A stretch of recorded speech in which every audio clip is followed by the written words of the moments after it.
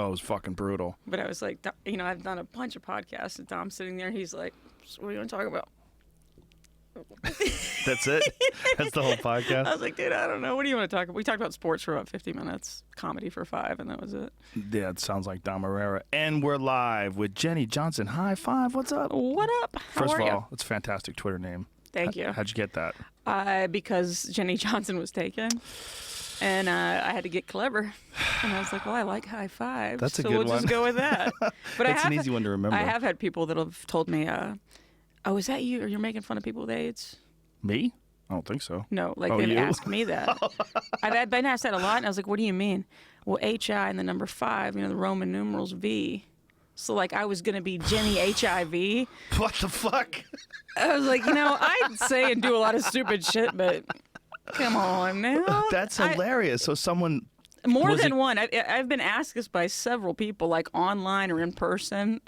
No. I just high fives. Like, that was it. Now that you brought that up, there's probably going to be like some blog posts written about it, and a conspiracy will get formed. Yeah, that I like. That's what you're trying to do. Right. That's the type of things that like really wacky people that believe in the Illuminati would start to sort of say. Yeah.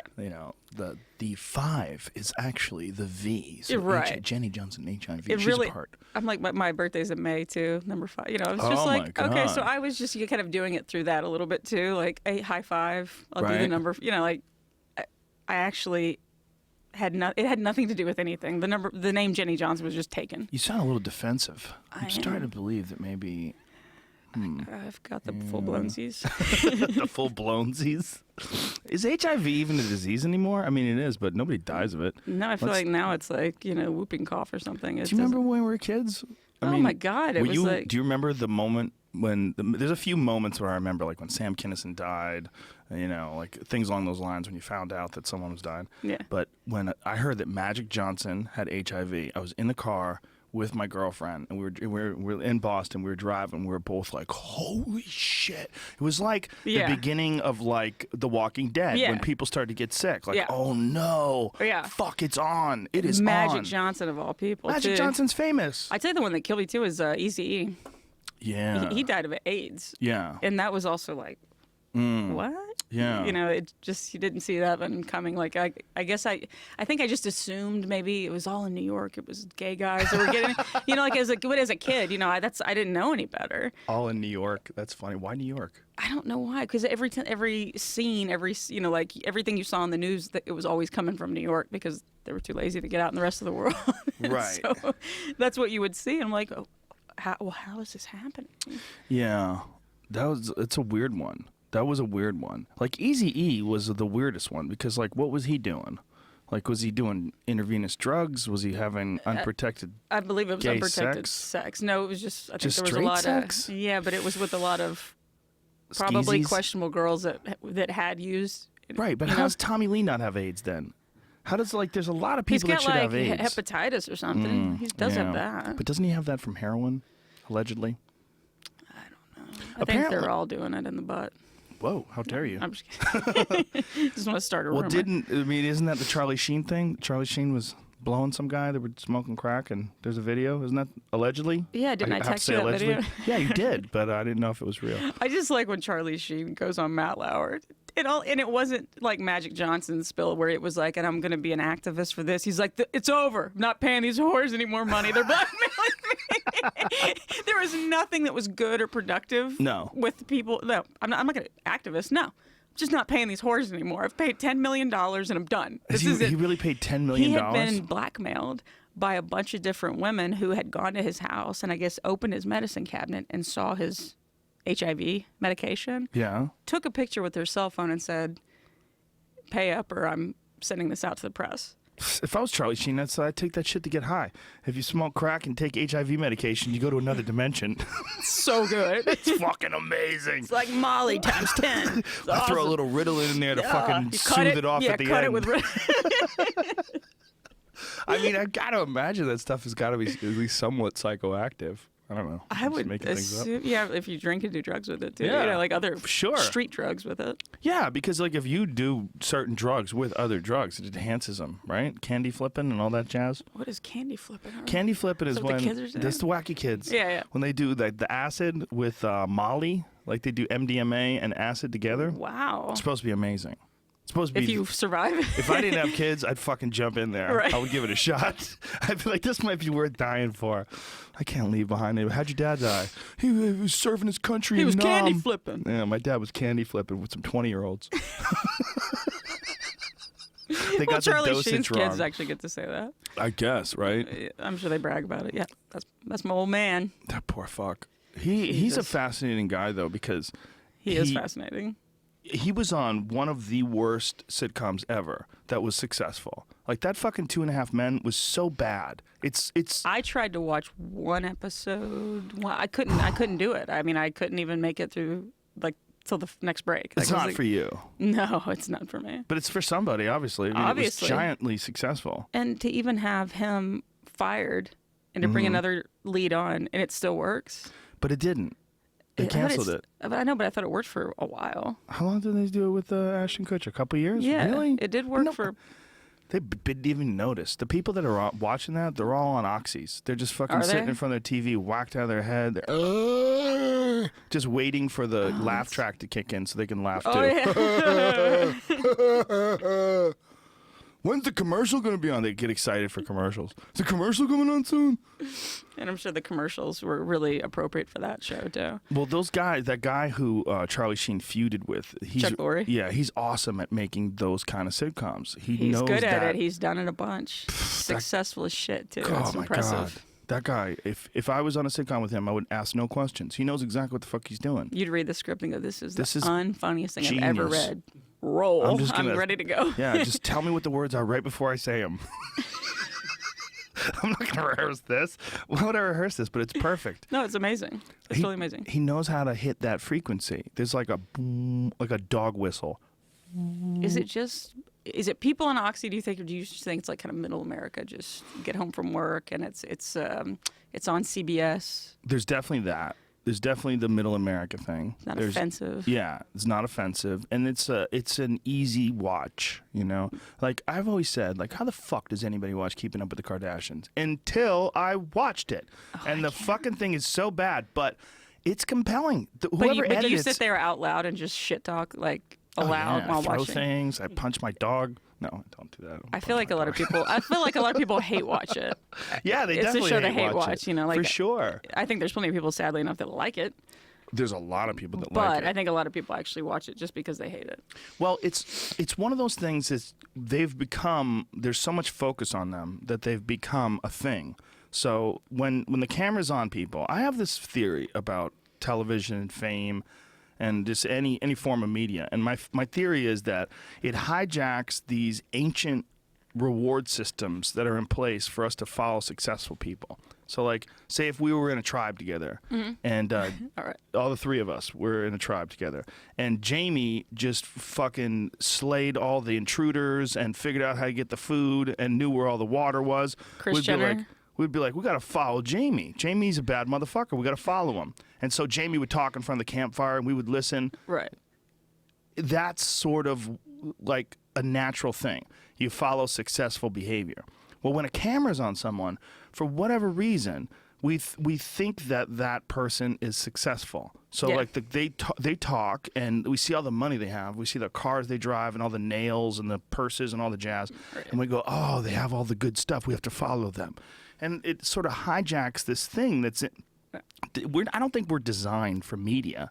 I think that television and film and music and all that stuff, it hijacks this part of being a human being that is, it's just unaccustomed to these sounds and these images. Like you go to a movie and you see, Brad Pitt or whatever, his head is fucking 15 feet tall. Right. Every time he talks, the music plays, the words are perfect because they're all labored by a group of writers. Right. They've worked at it for weeks to get the right sequence of words and the right order and the right way to say it, and they practiced it. Right. It hijacks you. And then you run into him in person, you're like, oh shit, you are dumb. Dude. You're dumb as shit, holy hell. There was an interview that he did once. I forget who the fuck it was.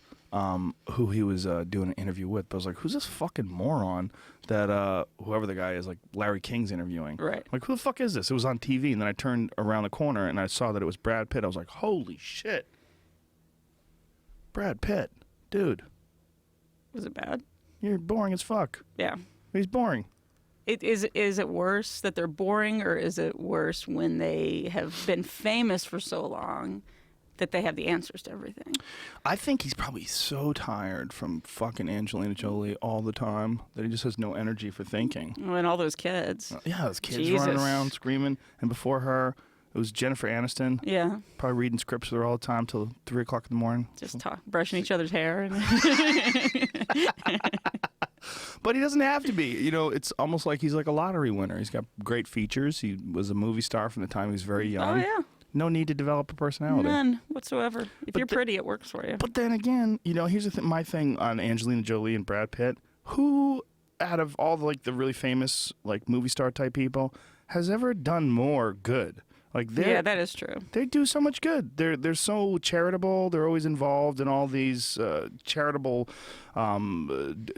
functions. They go to the shitty parts of the world. And, yeah, like, constantly. I'm not going there. They adopt like 50 kids a week. You know, they're constantly adopting kids. They have a gang of kids. They have a gang of kids. That's entirely true. How do they give all those kids that attention? Tribe. Though? They don't. They have a tribe. They don't. I bet they each have a nanny. Their own nanny? I think they each have like a spotter, you know? Each kid has their own designated one. Whether the dude's boring or not, but I don't know, man. Those fucking interviews are boring too. You know, it's hard with Larry King, Jesus. It wasn't. I don't even know if it was Larry King. I can't remember who the hell it was he was talking to. But I remember I was in the other room and I was like, "Who's this boring dude that's getting interviewed?" And then I turned the corner. I was like, "That's Brad Pitt." Jeez. Oh, Brad, you're boring. Right. Why are you boring? You should be fucking psyched. You should be like, "Oh, Brad Pitt." Woo! I think it's really funny when you go to like, if I have like people come into town, they always want to go to a taping of a show. Oh, you know, and so right. if I'll use whatever connection I have, okay, we'll go to this. I love watching the painful look on the interviewer's face during commercials. You know, like whoever show it is, like who booked that fucking guy? You know, like where they're just reaching and it's really hard. Like you can tell. You know, then there's those guests that just get it. They're very likable and they're good at it and they're chatty and work the crowd and everything. Like I saw, I think it was like Nick Cannon was on Ellen. I don't give two shits about Nick Cannon. I don't. But the guy did it right. Like he was good with that audience. Right. You know, he said the little funny jokes and he was real. And then I saw some other guy go on and he's like, well, this is one of my first interviews I've given on Empire. I was like, I don't watch Empire. And this sad claps from the audience. And he had prepped whatever it was he was going to say, but everything he wanted to say was so fucking lame that you just had to watch. Her face was just like, yeah, just struggling just to be struggling enthusiastic. through the whole thing. I was like, good God. Well, that's the worst part about those shows and the best part about doing a podcast. Like, I only have people on that I want to have on, so it's all up to me. I decide, like, hey, maybe Jenny Johnson High Five would be awesome to have on a podcast. Boom. And then those people, they have to get, like, people that are on radio shows or radio shows. No, they don't ever interview radio show people. I think I made that up. Other than Howard Stern. Yeah. What radio guy ever gets interviewed? None. None. I was gonna say like Rush. But no. they have to interview people they don't really give a fuck about. It's like CNN or whoever it is that they work for sets it up. Yeah. One of my favorite ones was when Chelsea Handler was on with fuckhead. What's his name? The English dude that doesn't work there anymore. Oh, Piers Morgan. Yeah. Oh, God. Oh, fucking tool. He's so gross. Yeah. But I don't know him. Maybe he's a nice guy. Maybe I should stop saying that. He's gross on his show. Yeah, but, I'm not a fan. All the shit he says too, I'm like, yeah. Well, Like, go back to he came England, from dude. a tabloid environment. Right. You know? Then he worked for like the Sun or one of those like he worked for rags that over company there. that got caught tapping into the that's voicemails of people that had died, and the family got upset because they thought that the person was still alive because they were checking their voicemail, but it was actually the whatever tabloid. Yeah, was whatever doing shit. The whole person sold their soul to the devil, and But Chelsea Handler did it. And Chelsea Handler gives zero fucks. She doesn't have any fucks left. She does not care. She has no fucks. Does not care. And she tortured him. Right. Because she was like, no wonder why your show's getting canceled. Like, you're fucking terrible at this. And she was calling him out like that in between takes. Like, he didn't talk to her. He would just start checking his phone, looking at Twitter. Oh, and really? seeing what people thought about him. I have to look that up on the internet. I haven't seen that one. It's hilarious. She brutalized him. I She's kind of one love of that, though. many. She's one of. Well, he just goes into these debates unarmed. Like he went into this debate with Ben Shapiro, who's this right-wing guy, who's a very smart guy. And, like, if you're going to debate this guy, you got to have your fucking facts in order. Sure. And he just didn't. He went into this gun debate with him, and he got just destroyed.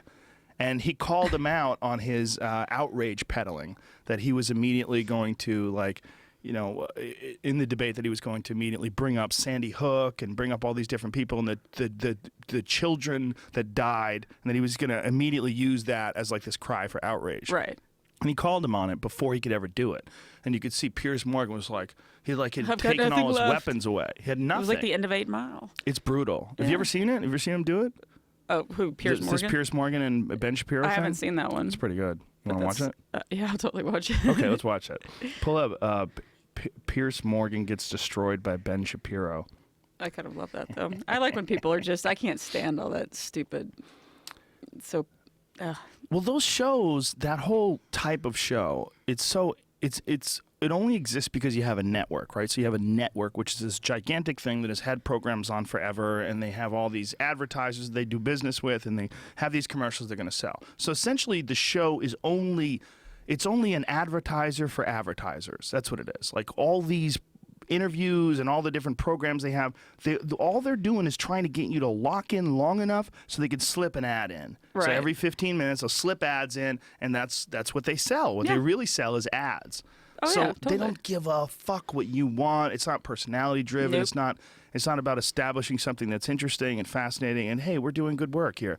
No, it's just about selling ads. Like I was a news producer for like almost 12 years. Were you really? Yeah. Where? In Austin, San Antonio, and Houston. Oh, wow. Yeah. Powerful Texas news. Talk a lot about evolution I did or sports not? producing first, and then I just wanted to make more money, so I got into news. Oh. But it was still like, you have to know all that crap. You have to get your stories. And Here, we can watch this. As Piers Morgan gets owned by a Ben great Shapiro. pause. 2-minute video, so I found like a 5-minute version, so this is a little bit longer. But Okay. My next guest has strong words for me. He says I'm off the rails on guns in America. Ben Shapiro is editor at large. Why is our sound so shitty? The author of Bullies. I think someone taped the TV. Fear and intimidation silences America. So why am I off the rails? No, it's okay. Shapiro? Honestly, Piers, you've kind of been a bully on this issue because what you do, and I've seen it repeatedly on your show, I watch your show, and I've seen it repeatedly, what you tend to do is you tend to demonize people who differ from you politically by standing on the graves of the children of Sandy Hook, saying they don't seem to care enough about the dead kids. If they cared more about the dead kids, they would agree with you on policy. I think we can have a rational political conversation about balancing rights and risks and rewards of all of these different policies, but I don't think that what we need to do is demonize people on the other side as being unfeeling about what happened in How Sandy Hook. dare you accuse me of standing on the graves of the children that died there? How dare you? I've seen you do it repeatedly, Piers. Like I say, how dare you? I mean, you can keep saying that, but you've done it repeatedly. What you do, and I've seen you do it on the program, is you keep saying to folks that if they disagree with you politically, then somehow this is a violation of what happened in Sandy Hook. And I'd really like to hear your policy prescriptions for what we should do about guns. Because you say that you respect the Second Amendment, and I brought this here for you so that you can read it. It's the Constitution. And I would really like for you to explain to me what you would do about guns that would have prevented what happened in Sandy Hook. If you want to do what you did in the UK, right, which is ban virtually all guns, that is at least a fair argument, and we can have a discussion about whether that's something that we ought to do or I not. made it very clear what I want to do, which is exactly what Mark Kelly wants to do. And in fact, rather than address your comments to me about standing on the graves of children at Sandy Hook, you can address them to Mark Kelly because he agrees with everything that I've been saying because he feels the same way as does his wife. What is that? Talk to someone else? Mark rather Kelly than address was, I think it was Gabby Gifford's husband. Was it? Yeah. Yeah. Or is. Yeah. So he's just now picking a different shooting Yeah, to jump on, exactly. piggyback That's what he on. does. Yeah. He's a cunt. Yeah, total. Yeah, we got him. That's it. Everybody So- agrees. What was it like doing news work? I mean, it was fun. If it bleeds, it leads. Is that true? Like, what are the conversations? Is it like that Nightcrawler show with that Nightcrawler movie? Is that what it is? Yeah, it's like, if somebody could burn a bag of babies, we'd have a lead tonight. No, it's not like that. Burn a bag of babies. No, it's just, whatever's new, whatever's, in Houston, sometimes it'd be an apartment fire, Southwest Houston. Like, it's just whatever's happening. It's local news. And so in Austin, I did more sports, which was more fun. And then when I made the transition to news, I was in San Antonio and then in Houston. And it's, as a producer, you write the newscast. You're writing what the anchors say. They're talking heads. Right. And then you go in the booth, all right, 3, 2, and You know, it was fun for a while, and then I think it actually got under my skin a little bit. I was always doing like comedy and stand-up and everything on the side, and then when I realized I could do that full-time instead of news, I got out. So even while you were doing the news, you were still doing like stand-up around town? Yeah. Was this during the Laugh Stop days? Well, in Houston? Like what years I did were more this? in Austin. It was like 2000 to 2004, maybe. Okay, so like Cap City. Did you do Cap City? I opened at Cap City one time. But I did like the ones on 6th Street, like Velveeta Room. Okay, and, like, the Velveeta Room's great. I mean, I was just learning. I was just starting out, Right. so you know, it wasn't that great. I wasn't going to be a headliner at Cap City at that point. What is it like working with newscasters? Because they are the most bizarre television personalities. It's like there's really nobody that is more arrogant than your local newscaster.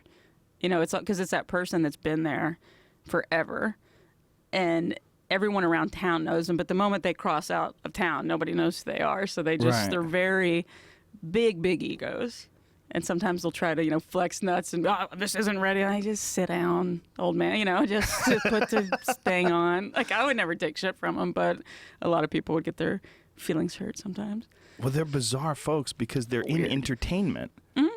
They're essentially what their entertainment is like. They have a voice that's soothing for the news. Right. There's a way of delivering the news. It's like the way someone would sing a song, where like the melody sort of like interacts with your ears in a very pleasant way. Yeah. And just to go from story to story, you know, and you just try to make it more interesting. So the director's like, let's do a 2-shot. All right, let's go to 1. My favorite is when they do banter in between, and then you get to find out how fucking stupid they really are. From anchor to weather, from news to sports, and it's like, so just like we were saying about that game yesterday, huh? Right there, Bob. Exactly, and it's so funny. Like we would just be in the soundproof booth, and Jesus Christ, this is the worst thing ever. Well, Holy that's shit. certainly interesting. In local news. Yeah, you're taking the kids to the ballpark this weekend. I'm gonna go ahead and let you know what we're looking at right there, Bob. And you're like. Make it stop. Did you ever see that one where the girl, she was talking about, she was trying to talk about music, and she used the term jigaboo. She was like, jigaboo music? Have you ever seen it? I don't think I've seen it. I thought I'd seen them all, too. She didn't know. Was she a reporter? Yes, she was a reporter. And she was talking about something. She goes, oh, you know, it's like that jigaboo music. It's like jigaboo music. And the person she was talking to was a fucking black guy. And he was like, it was a black guy, right? Wasn't it? Yeah. Well, here. So, baby girl. No. What's this? First of all, holy shit. You look deep in her eyes, you see the back of her skull. And look at the dude. I just want to take a moment to address a comment that I made yesterday. Oh, this is her apology. This is her apology. I'll just take a moment. You know what's also really funny? Have you ever noticed, like, your local... Oh, wait a minute. As tribute to the sound of music afterwards, Julie Andrews joined on stage, gave her a hug, and called it wonderful. It was. It's very impressive, wasn't it? It's hard to really hear her voice Lady Gaga. with all the jigaboo music that she does. Look at his face. Look at his face. She has a gorgeous voice. I never knew music that she does. Whatever you want to call And it. he's like, I mean, your family knows, right? Jigaboo. Yeah, that's right. That's called it. gorgeous voice. He's like, she's got a beautiful voice. Yes.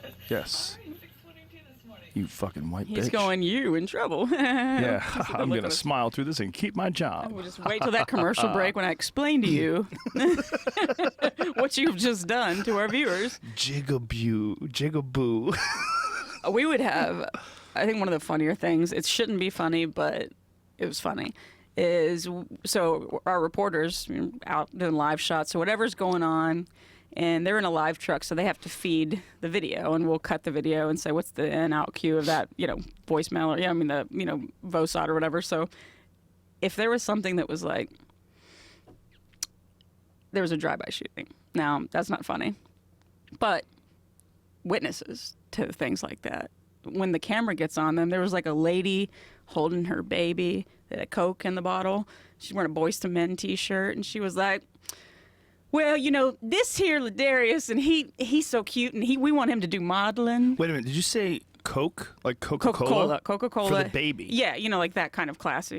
Wait a minute, she gave the baby Coca-Cola? Yeah, the baby was drinking like a soft drink out of a bottle. Cut the fucking shit. No, I'm not. This is like in, projects. It's like, it's Do you know how much sugar is in a fucking Coke? Like, think about the size of a baby's body. Well, the baby just had bullets whizzing by its head, too, through the drive-by, so maybe it...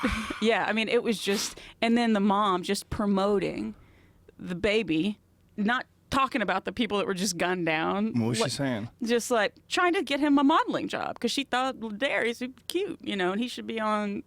And we're going... Oh, yeah, no, that's not going to make it. Cut. Pull that out of the show. There was a lot of guys like to try out their rapping skills. While you interview him for, like, crimes? Like, did you see the drive-by? Yes, I did. Or there was Around the corner. this store was broken into, and the clerk was shot. You know, here's with this witness here. What's your name, sir? And then, because the camera guy would have to say your name, spell it, so that we can cut it. I mean, these don't even make the air, but it would just be like... So, okay, now tell us what you saw. Well, 1, 2, 3, I saw the... It just starts rapping. You're like, this is your big break? This is what you chose to... Like, this is never going to make the air, dude. I guess they think maybe. Well, they don't know. They don't know. Well, there's layers and layers in our society of people that are in the worst possible scenario and the best possible scenario. That's one of the worst scenarios we have available in the United States of America is the ghetto. Yeah. Oh. You would see it, and it was just so like, oh my God, I cannot believe y'all shot this. And half the time I'm like, I know the camera was fucking with me. You know, like sending that in, like, I think you're going to like this, you know, this soundbite we just got. Did you get jaded at all, seeing like really fucked up shit over and over and over again? I did, and that started to bother me that it didn't. Like, I could just see it, write it, put it in, and I could remove myself from that situation. But then there would just be those times that like something really bad happened, and it's like, it was personal, or it was like we actually had our Sky helicopter. It crashed, and the 2 people were killed, like our coworkers. Whoa. And so that was something that was like, it was kind of the first, like the beginning of the end for me, where I couldn't stop. You know, I couldn't do what I used to do. Like everything felt very personal. Oh wow. Yeah, so that was kind of that sucked. But I was, you know, I'm glad I did it for as long as I did, and you know, I did well. But do you talk about it on stage at all? Sometimes, but well, I guess sometimes. Just depends on the context or whatever's going on, but sometimes I'll talk about it. It seems like it would be ripe, or maybe write something about it, because it seems like it would be so ripe for material and just it's like that movie. It is Night Stalker, right? Is that what it is? Nightcrawler? Oh, Nightcrawler. I haven't even seen that one yet, but I should. Great. Yeah, I heard it was great. Good. It's really creepy. Jake Gyllenhaal. Blah, blah. He looks real awesome. Weird and shit. He's all scrawny awesome. and creepy looking. Yeah. He's so good. He's such a good creeper. Like, it's perfect. Like, maybe it's too good. Man, well, I just think he's that guy. Turn it off. He can become, not that guy, but he can become people, you know? And he just did such a good job of capturing the sort of sociopathic personality of someone who would ambulance chase or, you know. And I think that happens a lot. I mean, people that want to get the story, break the story first. And, you know, to try to break a story first, especially if it's something horrible, you do feel like when you're done, it's like, ugh. Like, you know, just trying to call people and trying to dig up shit. And you're just, wasn't for me after a while. I can imagine. I have a friend who's a cop, and he's told me that they'll get to a scene and someone will have been shot, and people, you know, no one even bats an eye. Yeah. They'll start eating donuts, like literally eating donuts, like right next to the body. Right. Like no one cares. Because to them it's work. It's just a crime scene. They'll start cracking jokes. Sure. Yeah, and that, you know, I don't want to say like I went there, but I mean sometimes we would see a video, the full video, before it's been edited. Then we would edit out the dead And it is weird when you're just doing that and thinking absolutely nothing of it. Just boop, boop, boop, cut that. Is there any pressure to show like more? Like, do they say like we would no, like to because see there's like libel laws that you have to follow in news. Like, and you have to know those going into it. That what you can and can't say, what you can and can't show. Oh. You know, you can't say like you were saying like allegedly or Right. There's certain things like that you can't say it's a fact when. It's just and it has to come from a legit news source, so the Associated Press or CNN. You know, like you have to be able to cite the source that you got the information from. You can't just say, my aunt called and said, you know, this just happened, and that's not credible. One of my favorite ones is this news report on an arson. These people, their house got lit on fire, and this girl is interviewed, and she's like, I don't want to name no names, but it was my cousin because he's been trying to get with me. And I think he's the one who lit the house on fire. Like, what? Like, he been trying to have sex with me? Have you seen that, Jamie? Yeah. Pull that one up. See if you can. It's probably like because we broke up and he's mad about it. My cousin. It's so hilarious. This lady. But is they're not being even batting an interviewed. eye. You know, like it's just like that's why.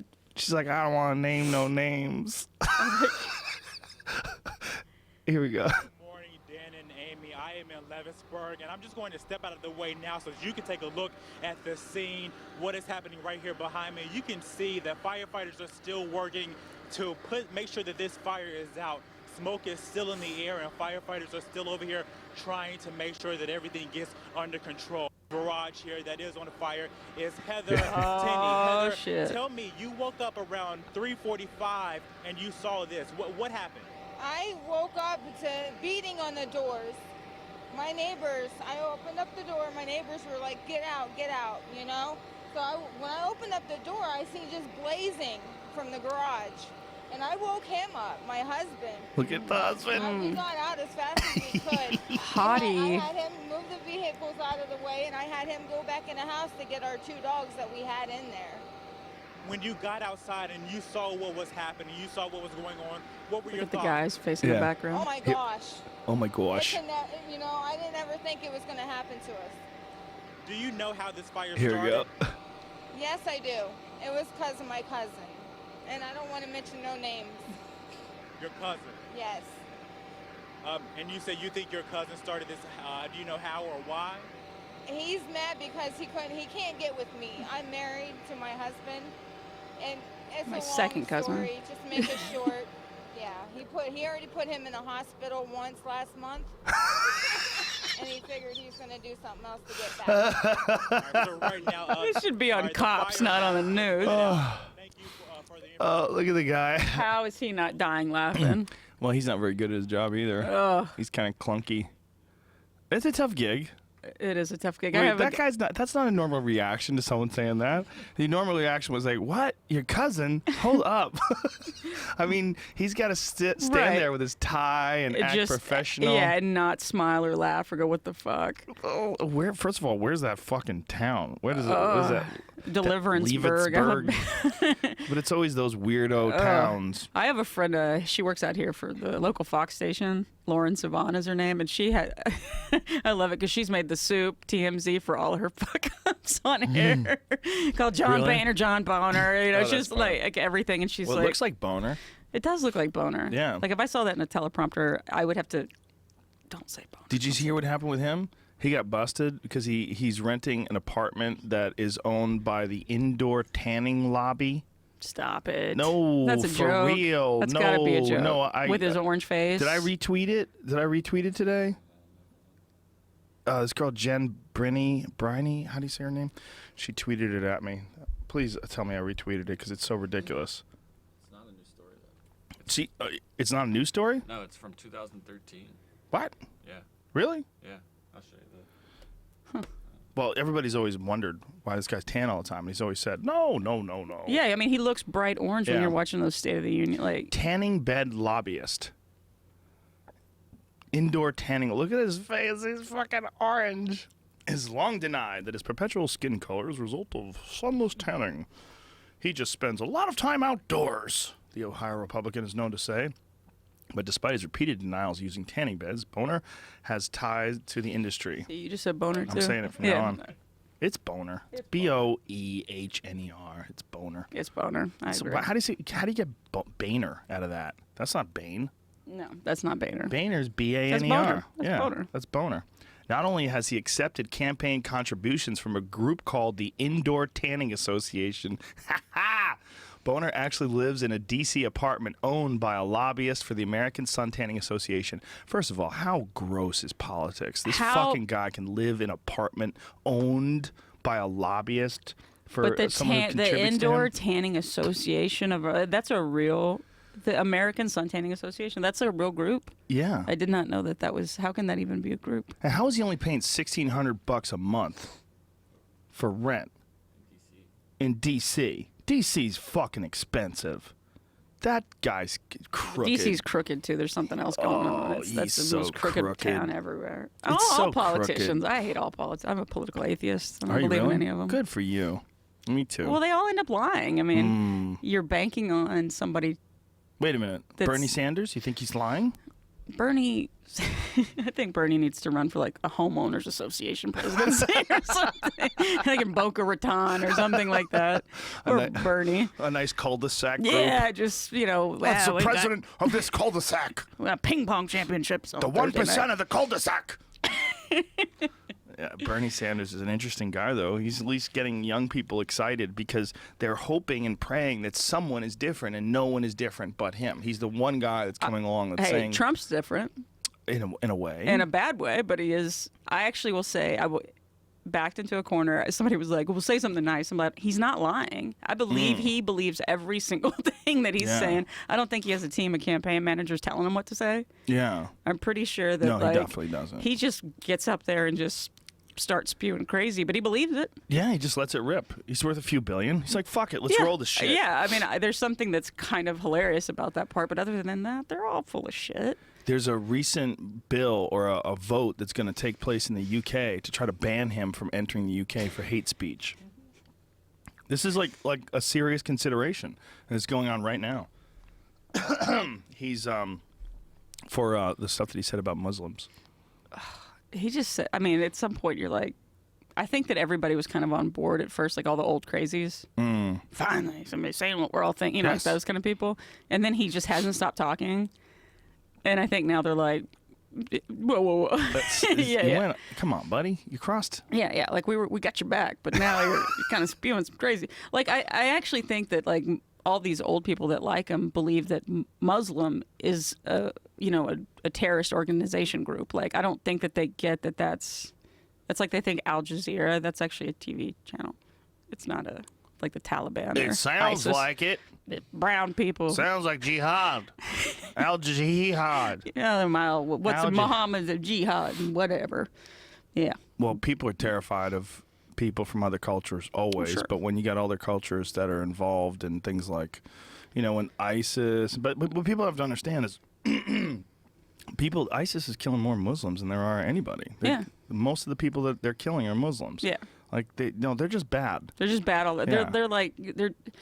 They're criminals. I mean, it's I don't know why this annoys me, but when I'm watching the news or reading the news, which I prefer to read it because it annoys me not to watch it. But people will say, well, we're waiting to find out if this was a terrorist attack, like the San Bernardino thing. Right. Before they release those names. Once they release their names, therefore it became a terrorist attack. Don't you think that like the Sandy Hook guy, that was kind of... 100%. He was terrorizing people. Sure. But I like that they have to be brown in order to be a terrorist. Well, that's our new... Isn't that weird, enemy. though? Our new enemy is the war on terror.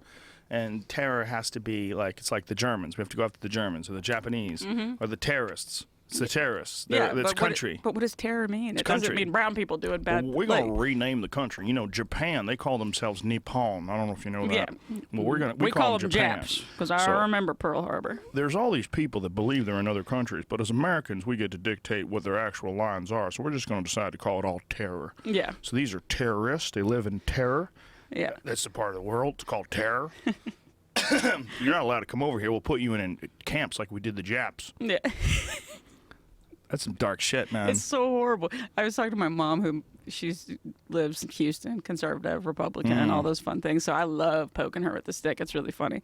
And when she said, it's terrorists in San Bernardino, and I was like, well, I mean, anybody that did that is a terrorist. It doesn't matter when we find out what their name. She goes, Jenny, the terrorists are like the really bad ones. I was like, I don't know. I think the Sandy Hook guy was pretty bad. I got to say, I don't think he was awesome. How about the fucking Colorado movie theater guy? That's a terrorist. No. White guy with orange hair. He's not one of the real bad ones, though. Oh. You can pronounce his name. It's not brown. Yeah, if you can pronounce his name, just not as bad as the guys that Sahid, Muhammad. Yeah, that bad stuff. Bad news. Well, it bugs me when people won't criticize Islamic terrorists or Islamic people, though, because they're worried about being Islamophobic.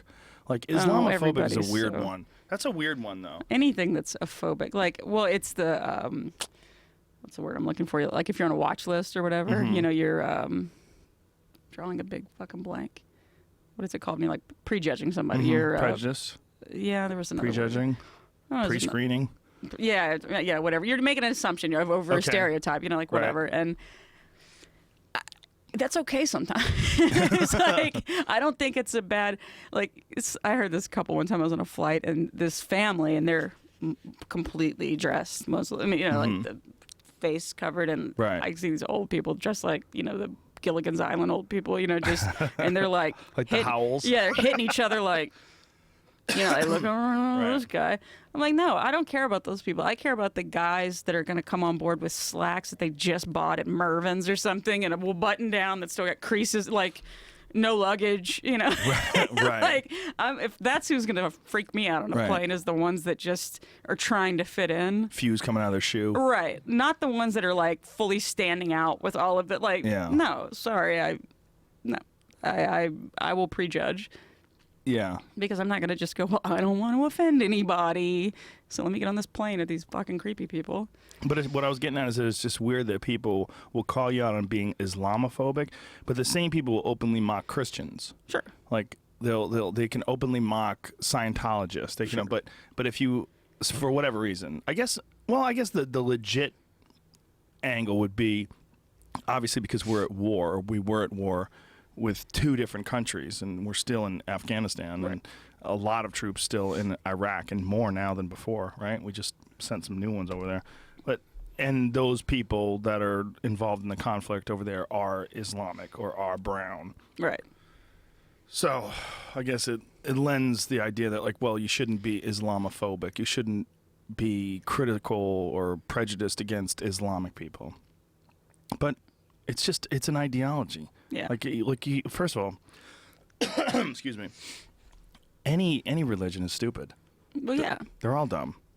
I was just watching Bill Burr's stand-up, and I was laughing so damn hard about him talking about Scientology, and he goes, yeah, it's funny. I mean, your God's name is Ron, you know. he had a driver's license and a social security card. He's like, but I found out about it when I was an adult. When you're a kid, you don't question it. Yeah. You know, you grew up Catholic, right? He's like, yeah, why would you...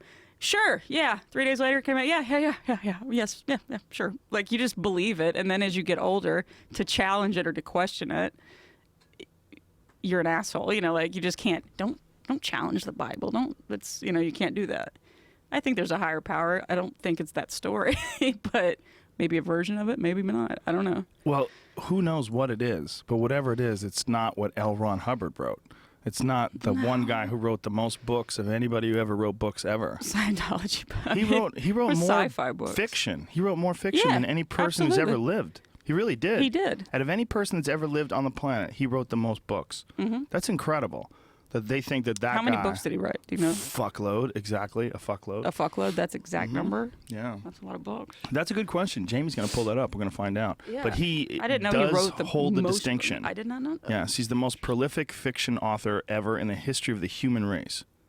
That's how stupid Scientology is. The guy who made up the most shit ever also told the truth about the fucking frozen ice cubes filled with souls. That they're coming out of volcanoes and shit. They drop them in Yeah. volcanoes, and that's why you get anxious. I mean, I'm just like, well, it's all so stupid to me across the board. I don't know. It's made up stuff. It's people making things up. You live and you die, and no one knows what happens when you die. We'll all find out one day. Hopefully, maybe we won't. Maybe not. Maybe we'll become something that doesn't think. Yeah. Here it is. Most published works by any author. Number 1, L. Ron Hubbard. Yeah. 1,084. 1,084 books. Jesus Christ. Did he even fucking do a second draft on any of them? There's no way, right? These books are so bad, too. Have you ever read them? Did he self-publish them? I don't know. Or did he I don't think so.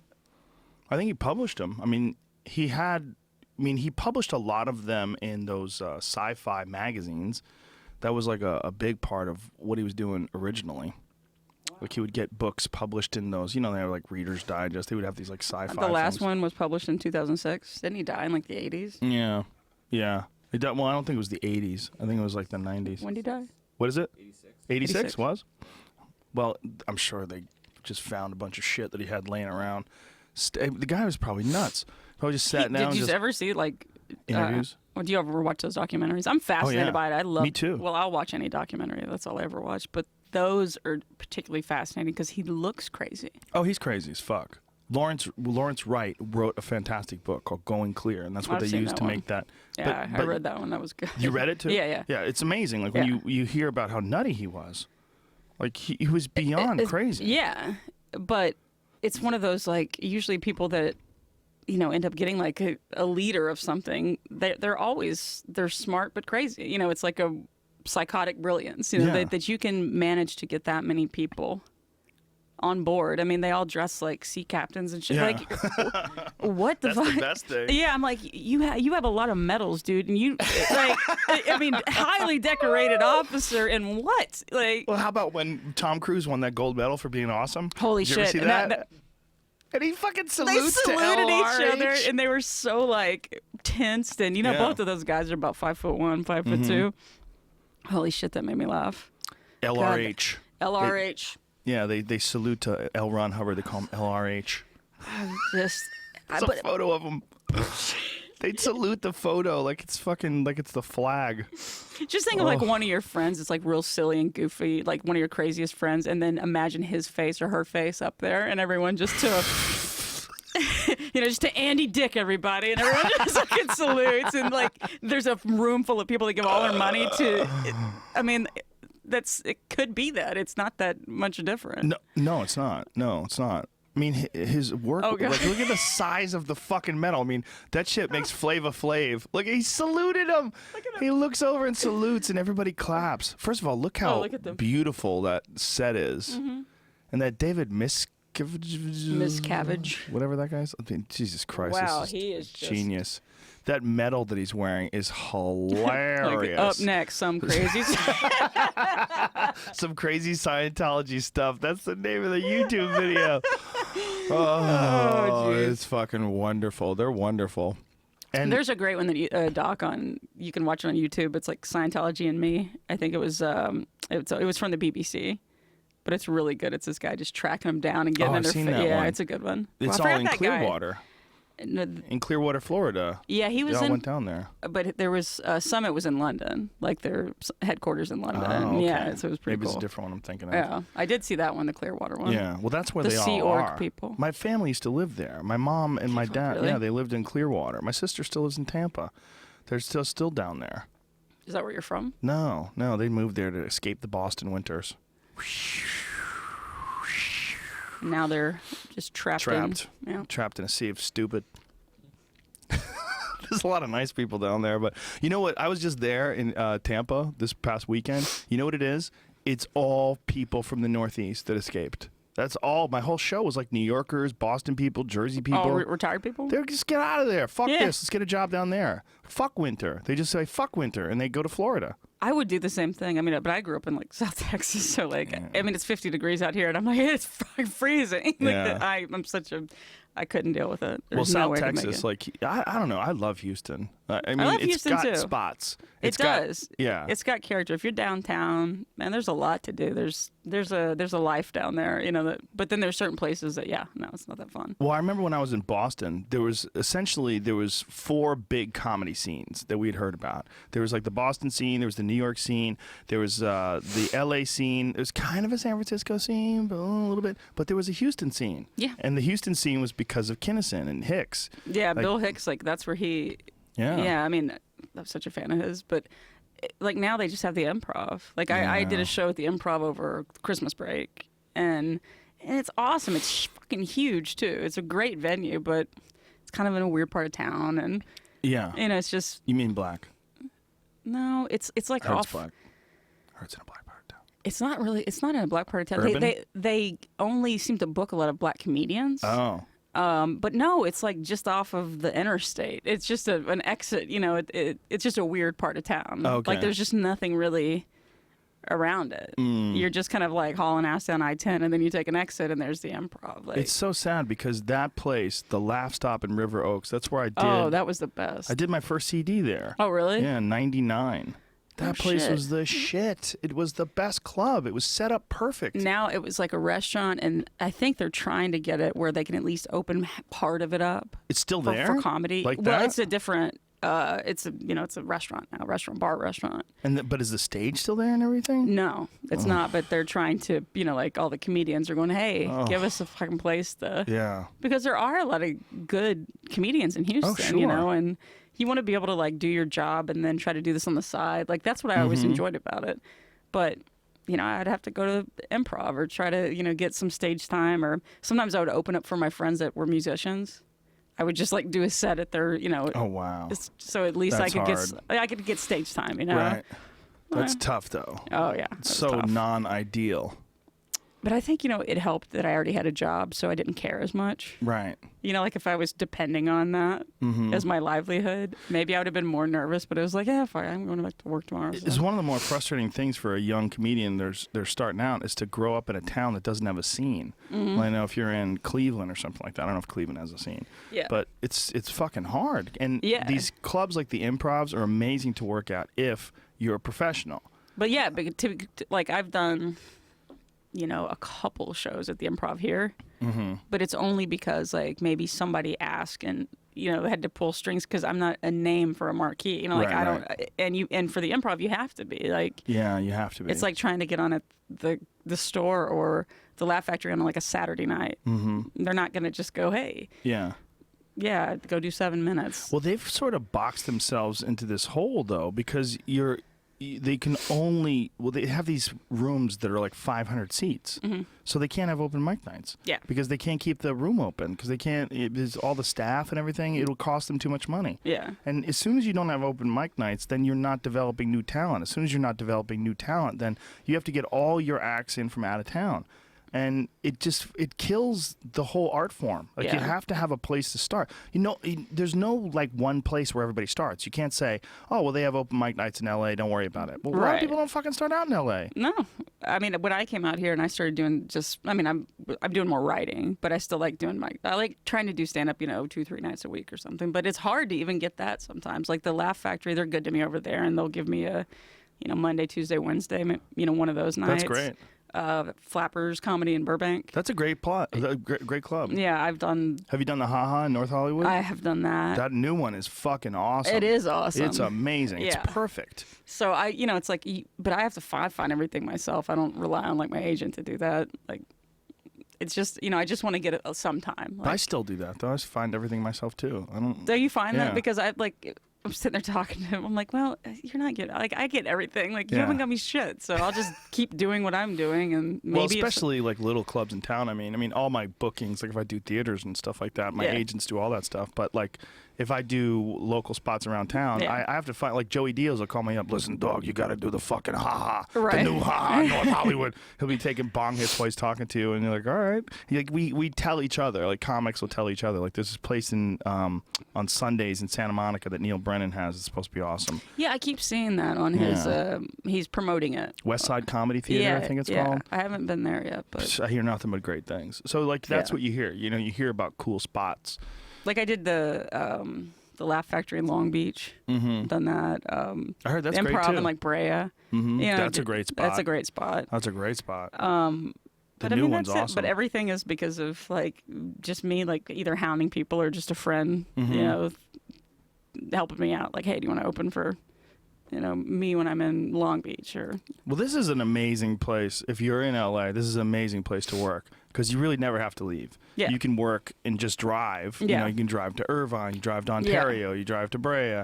If you want to get crazy, you go to San Diego. Right. There's so many places to work around here. Yeah, it's actually really pretty cool considering like I moved here from Houston where it was just there was just no scene. It just wasn't there. Yeah. It didn't exist. So it used to. I'm telling you, it used to be one of the best places. Yeah. When I first got there, I first got to Houston in like 96 or 97, somewhere around there. Maybe 90, maybe 98. Either way. When I first got there, I was like, holy shit. They had an open mic night that would start at like 8 and go till 2 o'clock in the morning. Yeah. And the open mic night was in the bar area where they had a small stage. And then they had the main stage where the main room was, which was fucking perfect. It was the perfect setup. Yeah. And they had all these really creative young local comedians. And they didn't have any tolerance for hacks. Yeah. I was like, this is just like Boston, but like hot. Yeah. Like hot weather. But nobody can put their finger on why it stopped. Because the club went under. It's that easy to throw water on a fire. If they don't have anywhere to perform, and if there's no one scene, but like somebody didn't try to take, like I just felt like there would be somebody that would make more of an effort to try to get it. Right, but who? How about I don't know. Well, that's what I'm saying. It? Like I don't know. I always thought that there would be somebody that would try to. Bring it back up again, but well, they tried, but you need like real resources. You need a club. You need a liquor license. You need you need the whole thing. I mean, I know, but idiots can open bars. How many bar owners do you know? I don't know any idiots that own bars. Do you know idiots that own bars? Yeah. Really? A lot. Really? Yeah. Well, talk to those idiots. Tell them to put a stage up. I don't know. It's fucking. Yeah. It's not like anything else. Like if you want to, I guess being a musician is probably just as difficult. Like, how does a musician? I mean, I guess you can kind of make your own mixtape and shit alone. You don't need an audience to practice. That's the difference between comedy and other art forms. You need an audience to practice. Yeah, like to know that. Well, that's one thing that I always enjoyed about Twitter. You can kind of tell if a joke works or doesn't work on Twitter by people liking it. Oh yeah, definitely. It's like, okay, that works, so let me try it verbally. Well, you have a big following on Twitter just from being funny.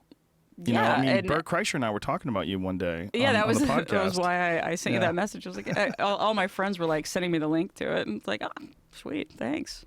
Well, that's the cool thing about Twitter. Is there's a girl. She calls herself /Lean. God, I love her. She's hilarious. So she's up in Toronto. Yeah, but it's the same thing. She developed this giant following just from being funny. Yeah, and I think that like people like her, myself. Like Rob Delaney was one. Like we all kind of jumped in at this exact same time, and I don't think that's possible now for somebody. See, I think there's too many people. Says that. People always say that, but it's like, I don't want to start a podcast now. Everybody's got a podcast. But how about those Guys We Fucked girls? Those girls that have that podcast called Guys We Fucked? I've never heard of it. You never heard of it? It's like top 10 always. Oh. And it's only been around for like a year. They just have a really good podcast. They developed this big ass following and then shot up through the rankings like quick. I don't think the podcast, I think that, a lot of people have them, but I still would encourage people to try. But with Twitter, the only thing is, it's just, it was so new and different. And everyone's like, who is that it was so new and exciting. And now there's all this other crap. There's too many things. Periscope, Snapchat, all these other social media things, and at the time it just was just like Facebook and Twitter, and that was it. Twitter doesn't grow like it used to. It's like the amount of people that you get. Yeah. Like people don't like you. Some people used to get like massive amounts of new followers like really quickly, but it's hard to do that now. I think also like if you look at someone and you look to see like how many people do you follow? I follow a lot of people. And I seriously doubt you read every single I read a lot of shit. I'm retarded. I got something wrong with me. I scan Twitter constantly for interesting stories. And if someone posts, I'll look through their feed. If they post 2, 3, 4 interesting stories in a row, boom, I follow them.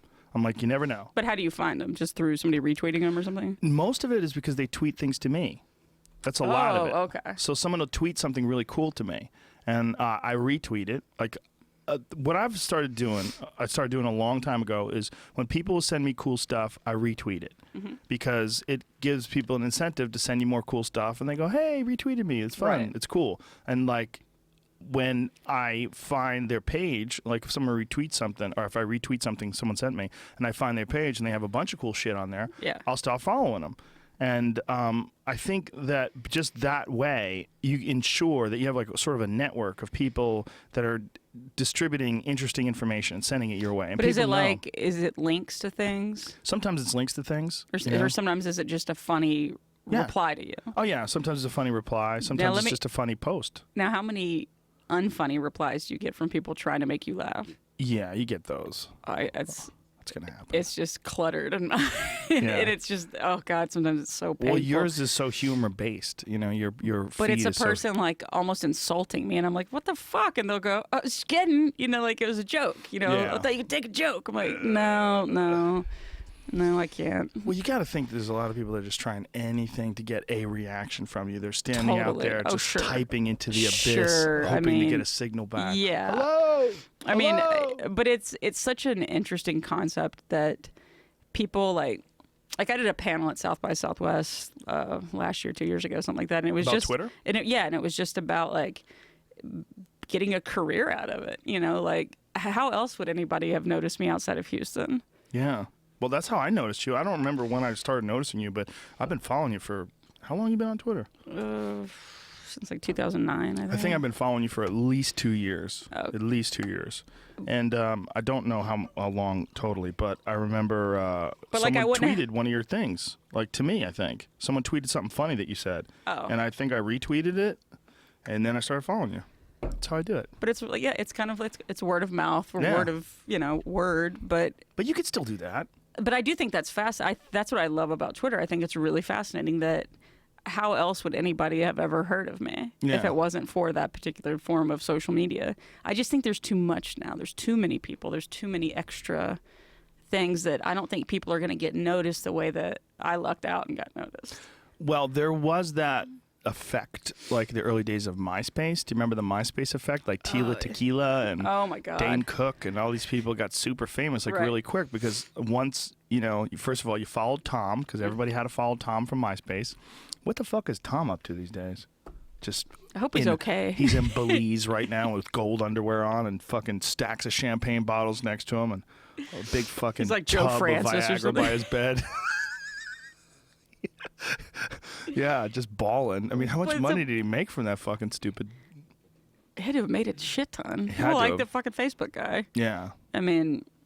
Yeah. Well, that guy's made insane amounts of money. Wow, it's impressive. That's bizarre. That's bizarre money. He looks bewildered all the time too. Like whenever he I always see looks him, like he just woke up from a nap.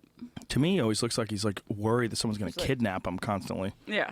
Like, you got that kind of money? Like shit. Don't you dude. know that he's probably had those threats though?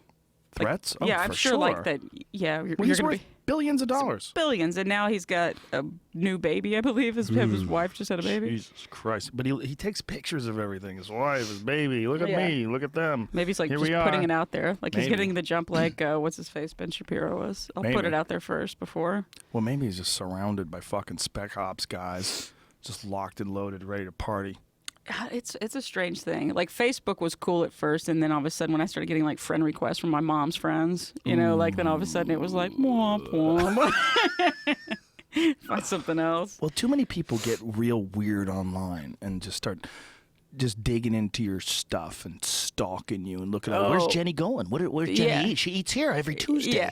Seems like if I go there on Tuesday, maybe I'll find Jenny. Hey, I really enjoy your tweets. You think you could sign my underwear? Yeah, it's like I don't know the people that think they know you based on. I think Instagram was more that way. Like I have Twitter and Instagram, and that's it. I don't have the other things, but I would have like.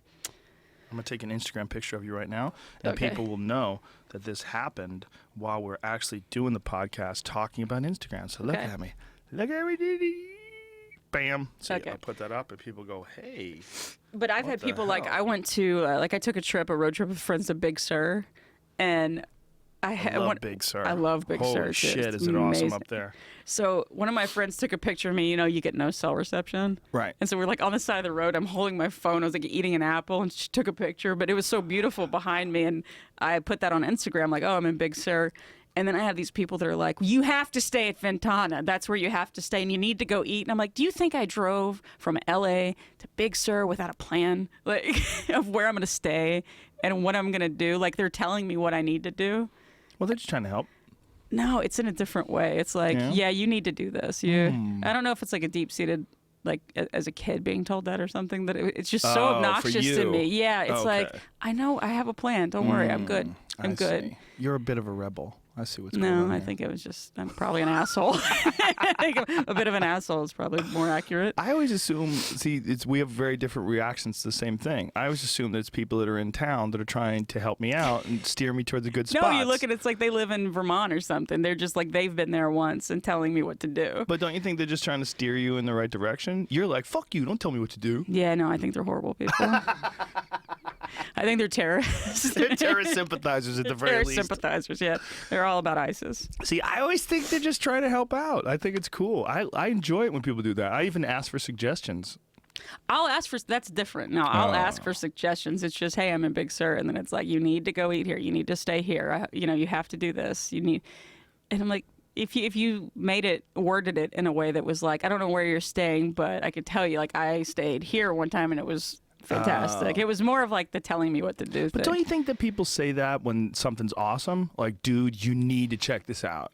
I find sometimes people do it to let me know they've been places. Okay. Does that ever happen? You know what I mean? Like, it's like kind of a, I've been there humble too. brag almost? Yeah, it's like a humble brag. It is like that. Or, that jacket. Yeah, that, and then tell me the name of the jacket, like the brand or whatever. Like, I have that jacket too. Do you react? Is it like men telling you to go somewhere and do things? Do you need to blow your nose? Yeah, I do need to blow my nose. My allergies, my Claritin has not kicked in yet. What do you have allergies to? It's usually when it rains, whatever it kicks up. It's like pollen, ragweed, like all that kind of shit. Oil. I'm from Houston, no. That's why that would, that's plenty of oil. But it's not that men. No, it's not men. It's actually it's typically women that do it. Really? Yeah. Oh, cunts. No, total. Men don't really actually bother me that much. I mean, that, if somebody like will write something sexual or whatever, I'm like, thanks. High five that shit. It doesn't, I don't get offended by it. I just think like, who gives a shit? Thanks. High five. High fives to you. It is funny when you click on that. You can click on their page and you'll see it's like the picture is, the guy and his wife and 3 little kids. And he's like, I want to smell your vagina. You're like, I'm so glad you're married and a father. I just imagine my dad doing that growing up. He would have if he had Instagram. Oh, God, he wouldn't have. No? No. Not yours? Not my dad. He would have been more of the, like when you're a kid, you walk in, your dad's watching TV, and it's like there's just tits on the screen. How did those get on there? I don't know. What is like that? Skinamax or whatever that he's flipping through, and then I walk in and surprise him, and I was flipping, just trying to figure out this goddamn remote. That's fine. No, I'm not doing that. But that's it. He grew up in a different era. If he grew up today, yeah, your era definitely forms you in a way. But see, my parents were like. My dad and I were like, I'm 40 years younger than my parents. Or my dad's no longer with us, but they were just older people that had kids later in life. Wow. Well, they were still banging it out late in life. That's good. Yeah. They were like married for, I think, like 15 years before they had my sister. Wow. Yeah. But the downside would be like my sister and I'd go, hey, we want to go to like California, go to Disneyland, now we've been there a million times. So, well, just say, aw. Yeah, that makes me sad. Aw. As a dad. I know, love but we had doing fun. shit with my kids. Oh, we always did shit, but we grew up on the water, so we had like. Oh, okay. Yeah, we always went to the beach, boat, sailboat. We had all that fun stuff. It's not like we were in the Gulf. That water, yeah. A lot of oil spills up in that motherfucker. Now probably a lot more. Yeah. I don't think there were so many when I was a kid. They weren't digging offshore as much. I don't think so. I went to Santa Barbara recently, and after the big oil spill in the Gulf, whenever I see those fucking things out in the water, I say, well, this is a ticking time bomb. Right. So that's going to fuck up eventually, and then this beautiful beach is going to have oil all over it. Well, the odds of it fucking up are actually, I mean, you think about how many rigs are in the water and how many spills there have actually been. It's, it's not the odds of all of those things having a spill is pretty. It's fairly low. It's fairly low, and it's always like human error. It's just they're not hiring, and it's always BP. And I actually think it's always BP. They don't hire the right people. It's not always other companies. Well, the last big BP oil spill, they cut corners. Like it's fact that they cut corners in the way they constructed it because they were behind budget. But exactly the amount of wells they have versus the amount of accidents that occur and the devastation that occurs because of those accidents, that's one way of looking at it. But the other way of looking at it is when those accidents do occur, the fucking catastrophic damage is so devastating that each one of those things is a ticking time bomb. And how long have they been doing it? Well, they've only been doing those offshore oil drills for like 30 or 40 years, I think. I don't think it's been more than that. I think it's just over 40. I think so. So to me, I look at it like nuclear power. There's only been a couple nuclear accidents, but those accidents are fucking crazy. Oh, yeah. Like Fukushima, everybody's sort of forgotten about it. Right. But I still check on the news on Fukushima because the mainstream news has completely stopped paying attention to it. But if you pay attention to it, if you go and search out, it's a clusterfuck over there. It's really bad. Yeah. And it's not getting any better, like anytime soon. No. I grew up in the town I grew up in actually had a nuclear power plant. Whoa. Yeah.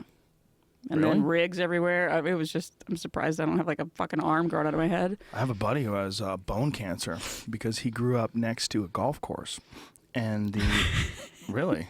Fucking golfing gives you bone cancer. No, the pesticides that they would use on the golf course to keep the weeds down sank into the wells, and so they had well water. Oh wow! And everybody on his fucking block got cancer. Like literally everybody got cancer. It's crazy.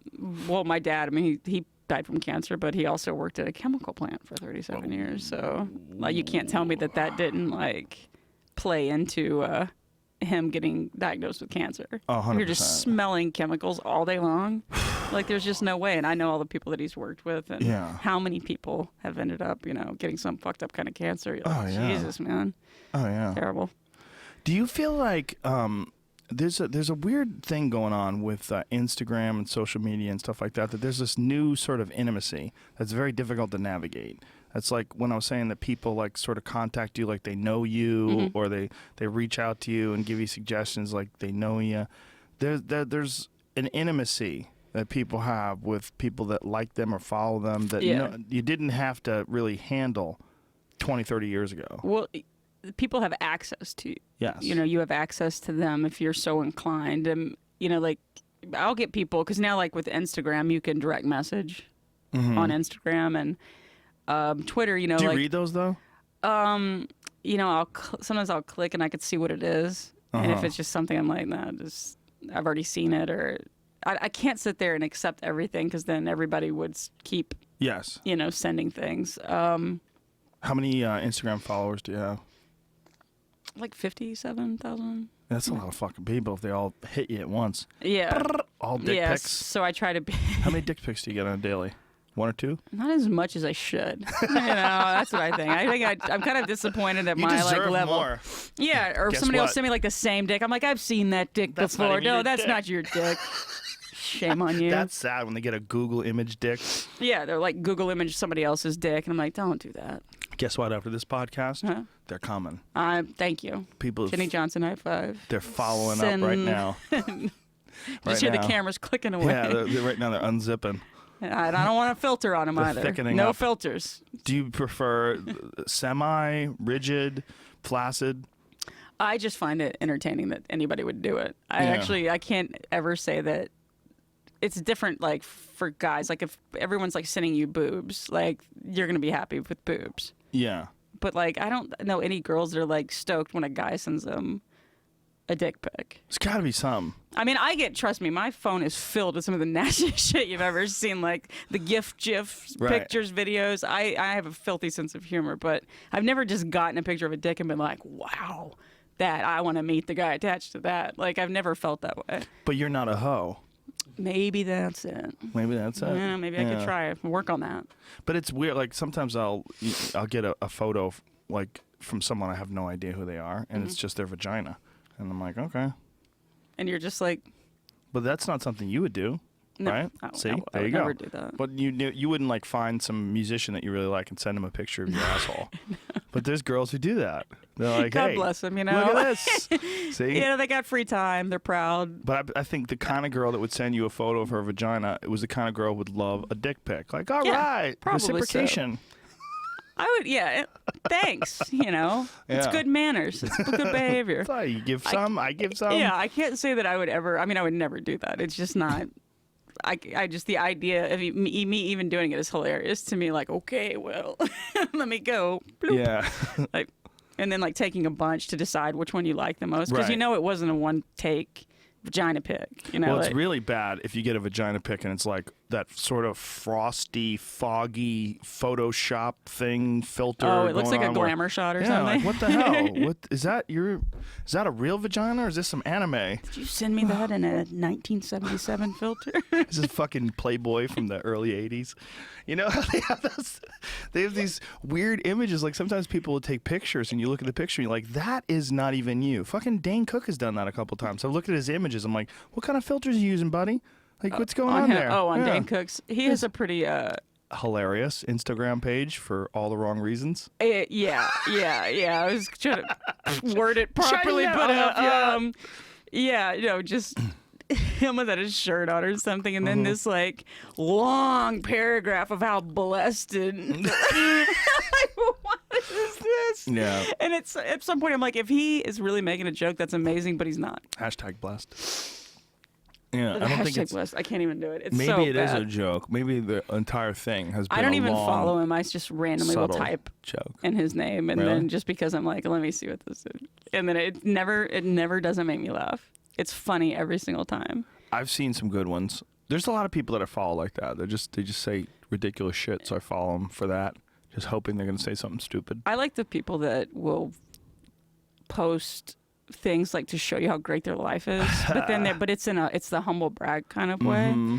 Like I remember this one girl was like trying to show that her son had like straight A's on his report card, and so like the way that she was holding, it was also to show that she was wearing a Rolex and she had a nice big fucking ring on, but it was like perfectly in the frame that way. And I thought, that is amazing that you just did that, and I know exactly what you're doing, but you think you're outsmarting everyone. Yeah. You know, so proud of my son, hashtag love my son, and then just bling. We're weird little monkeys in that regard. Yeah, I mean, weird little peacocking monkeys. And then some things, it's like, my mom is like the best at this, because if my sister will send like a picture of my nephew on his first day of school, you know, everybody likes to do that. First day of school, lunchbox, backpack, and standing in front of the front door, my mom will reply back, because it'll be like a group email, and she'll go, you need to get those fingerprints off the front door. You have fingerprints. Like, she looks past the picture to see what's behind my sister's front door has glass, and there's fucking fingerprints everywhere. Like, I kind of love that. And if you look at everyone's picture and do that, it's pretty hysterical. Like, what's in the background? Right. I love that. It makes me laugh every time. This is one of the saddest pictures I ever saw. Was this girl? She had her ass up in the air, and you know, she's like posing doggy style, and in the background, in the lower left corner, is a baby. It's like crawling around the ground like a little toddler. It's like, whoa, that's dark. Like, you could see him like in the hallway in the lower left corner of the picture. Like, oh. Ugh, God, it's so like, it's disgusting. But then, I also like, there's certain people that will post the picture where maybe they're on the beach, okay, and they're looking out at the water, and they'll put some like inspirational quote, you know, something that's like, you know, Jesus be with blah blah blah. All I'm going is, who the fuck took that picture? Yes. You had to ask somebody to do that, and I guarantee you, again, wasn't a first take. You know, like, it was not the first take. Like, they had to go, no, get up that rock a little more, get my jawline, you know, like, I want to look sharp and look like really smart, and Yeah. That's actually my favorite thing on Instagram. I just like looking at people's pictures when, like, what are you trying to get across to everybody? Like, Yeah, knowing the people are going to see it. and like, I know what you're doing. But some people can do it and it works. Like you know who I follow that I legitimately enjoy is The Rock. I think The Rock gets it too. I think that he's having fun. He's having fun. Yeah. I like him too. But he's inspirational. Like, he'll post like stuff about him getting up at 5 o'clock in the morning to work out before getting to the set, and I don't feel like he's bragging at all. I feel like he's inspiring people. Like, he inspires me. Yeah, actually, that kind of stuff will get you know. Okay, yeah, get to the gym. You know, like, it is like kind of a. But I don't feel that he's full of shit. I've never felt like he was full of shit. Even when he was fucking wrestling, he got it. He's wrestling. It's funny. You know, he's playing a character, and I've always liked him. I thought he was. Well, by all accounts, he's a really great guy. Everybody that I've ever met him, that worked with him or knew him, says he's a really nice guy. Just having fun. Have you ever met him before? Yeah, I met him a long time ago. I met him before he was The Rock.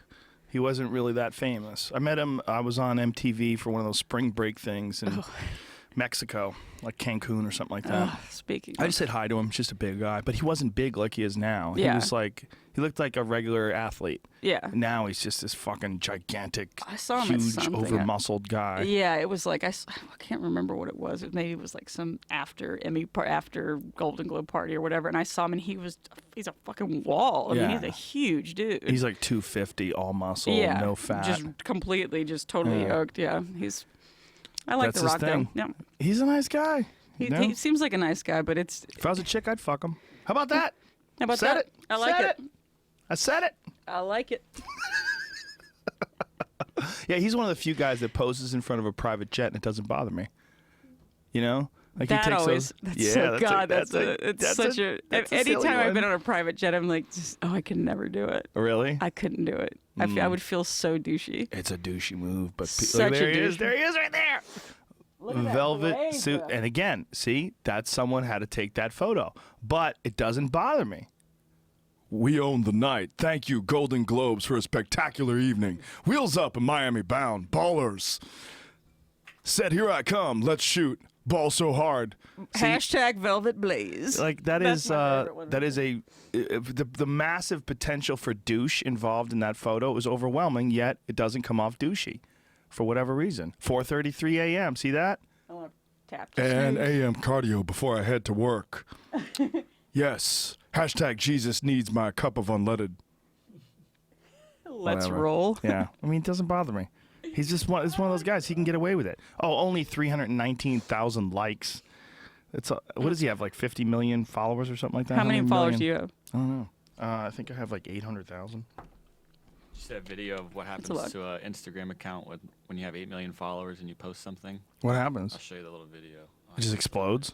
Yeah, it made this person's phone go crazy. Oh well, you have the fucking. Well, I have everything turned off. Yeah, you can't have that shit turned on. Oh my god, that would be insane. Have you ever been with somebody that has a lot of followers and then you see their notification pop up that they had a like or that some? Have you ever been around somebody? Yeah, Doug Benson used to have that. He shut it off, but he but used it's to like, have it why on. do you do that? Like, Oh my god, look at the phone.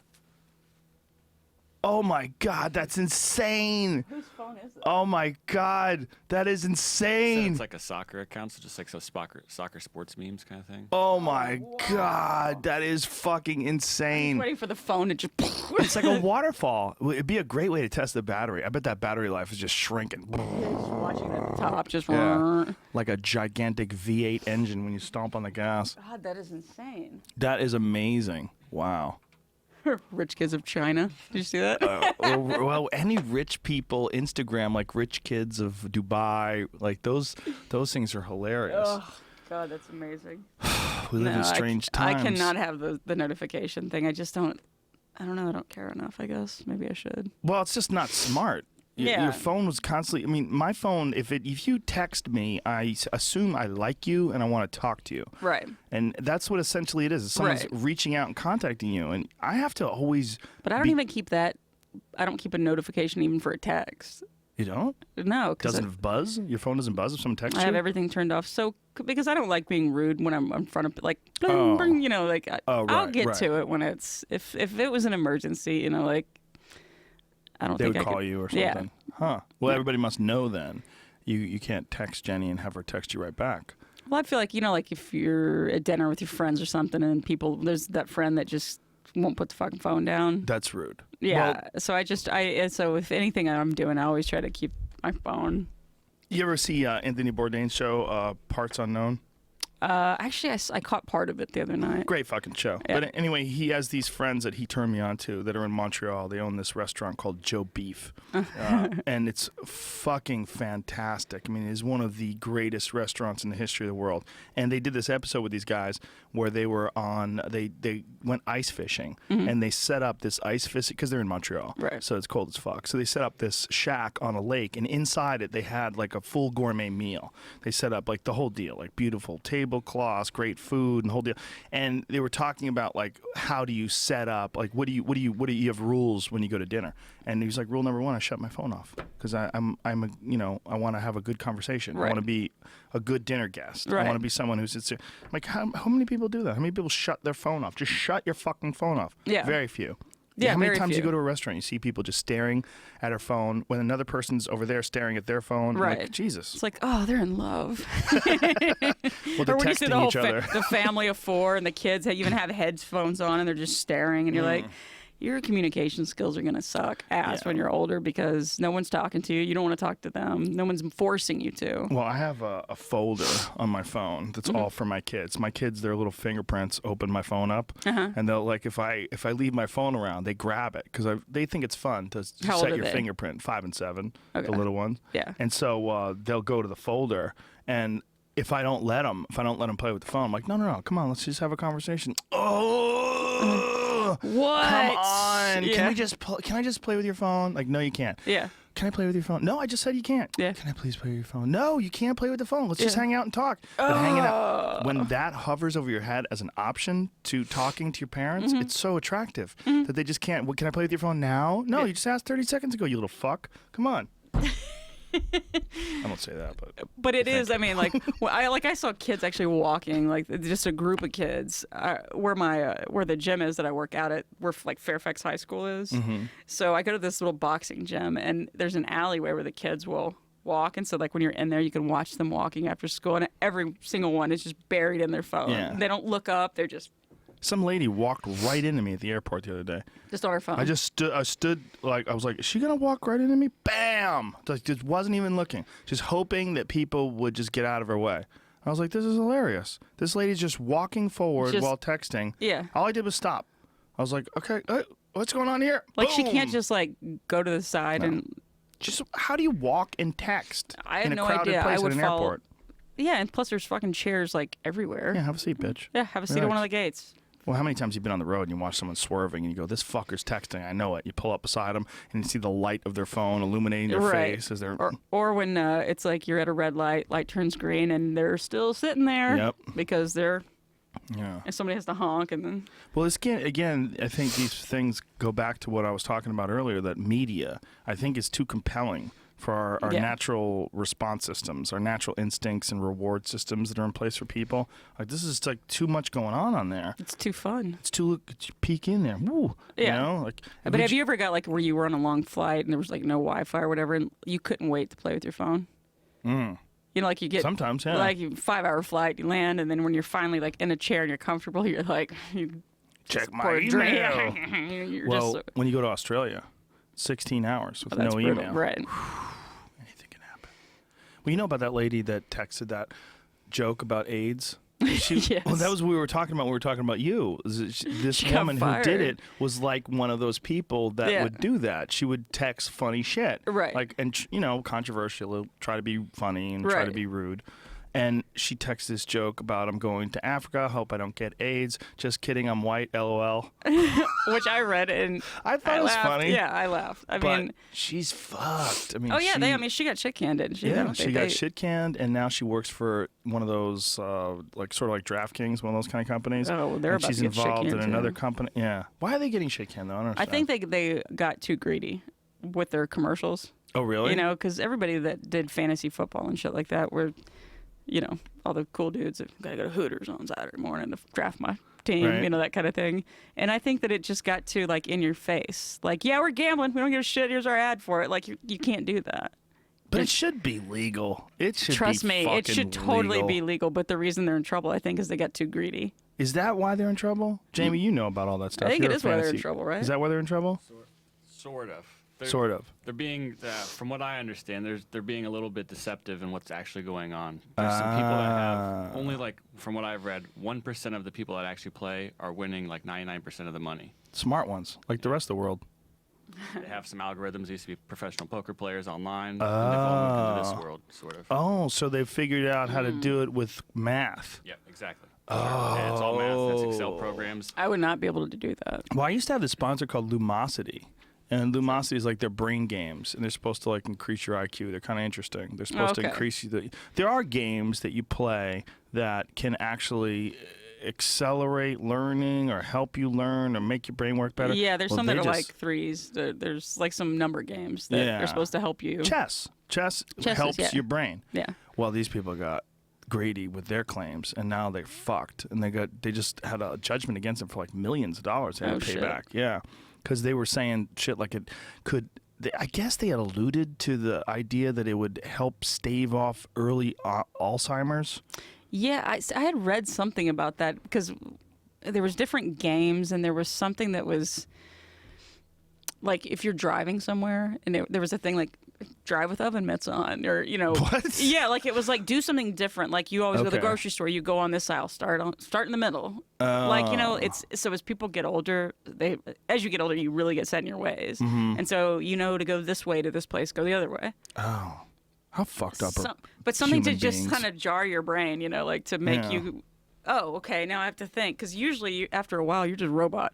You're doing exactly the same damn thing. And go to a different grocery store. Go to, like that kind of thing. And which I loved. My mom's, I told her about this, and she goes, oh, well, okay, well, tell me. And I said, well, like when you go to the grocery store, I said, go a different route. Take the 7th Street and go around. Well, I'm not doing that. I was like, okay, well, when you go, I said, but when you go in, you always start at produce. I said, go start at the bread aisle. And the other said, well, that's just stupid. I'm not doing that. I was like, well, fine. I'll see you in the nursing home. I don't know what to tell you. Trying to help you. Jesus.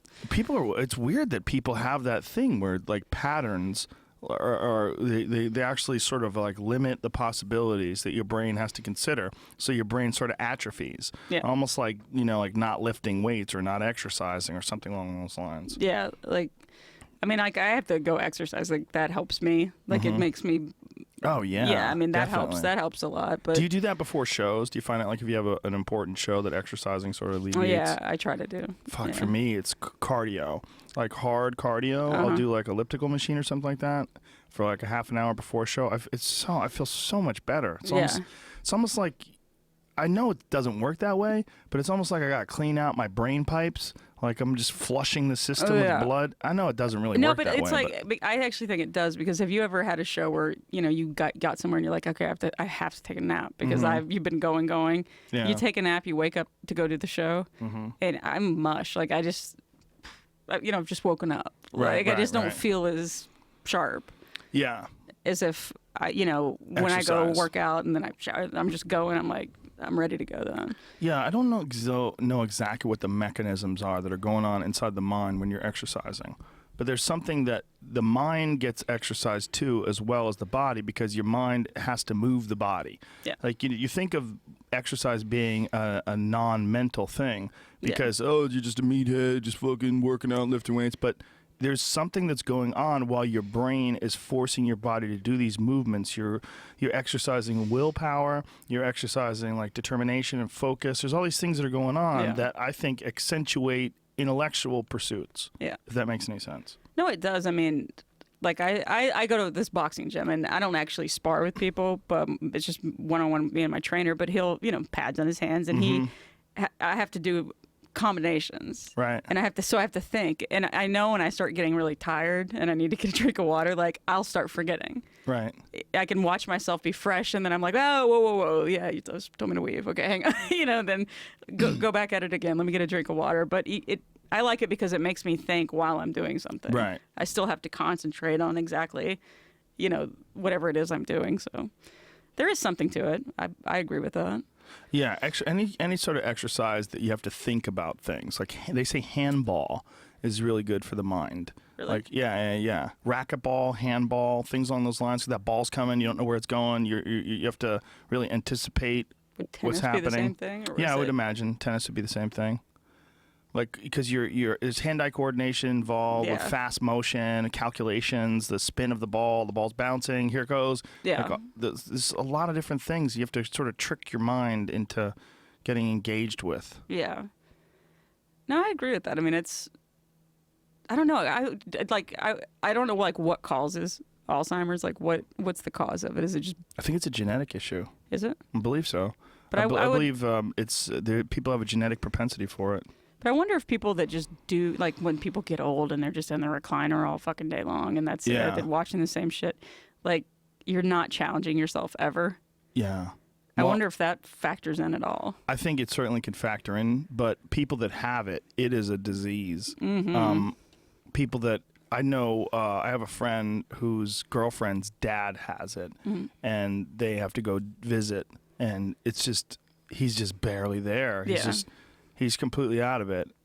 And it was an interesting podcast, I think it was Radiolab, where they're talking about, they were trying to repopulate the whooping crane. The whooping crane was like in danger of extinction.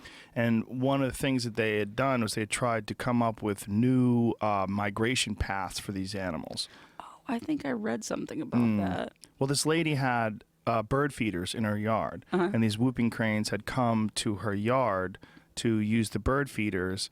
And, they were setting up these bird feeders and interacting with them.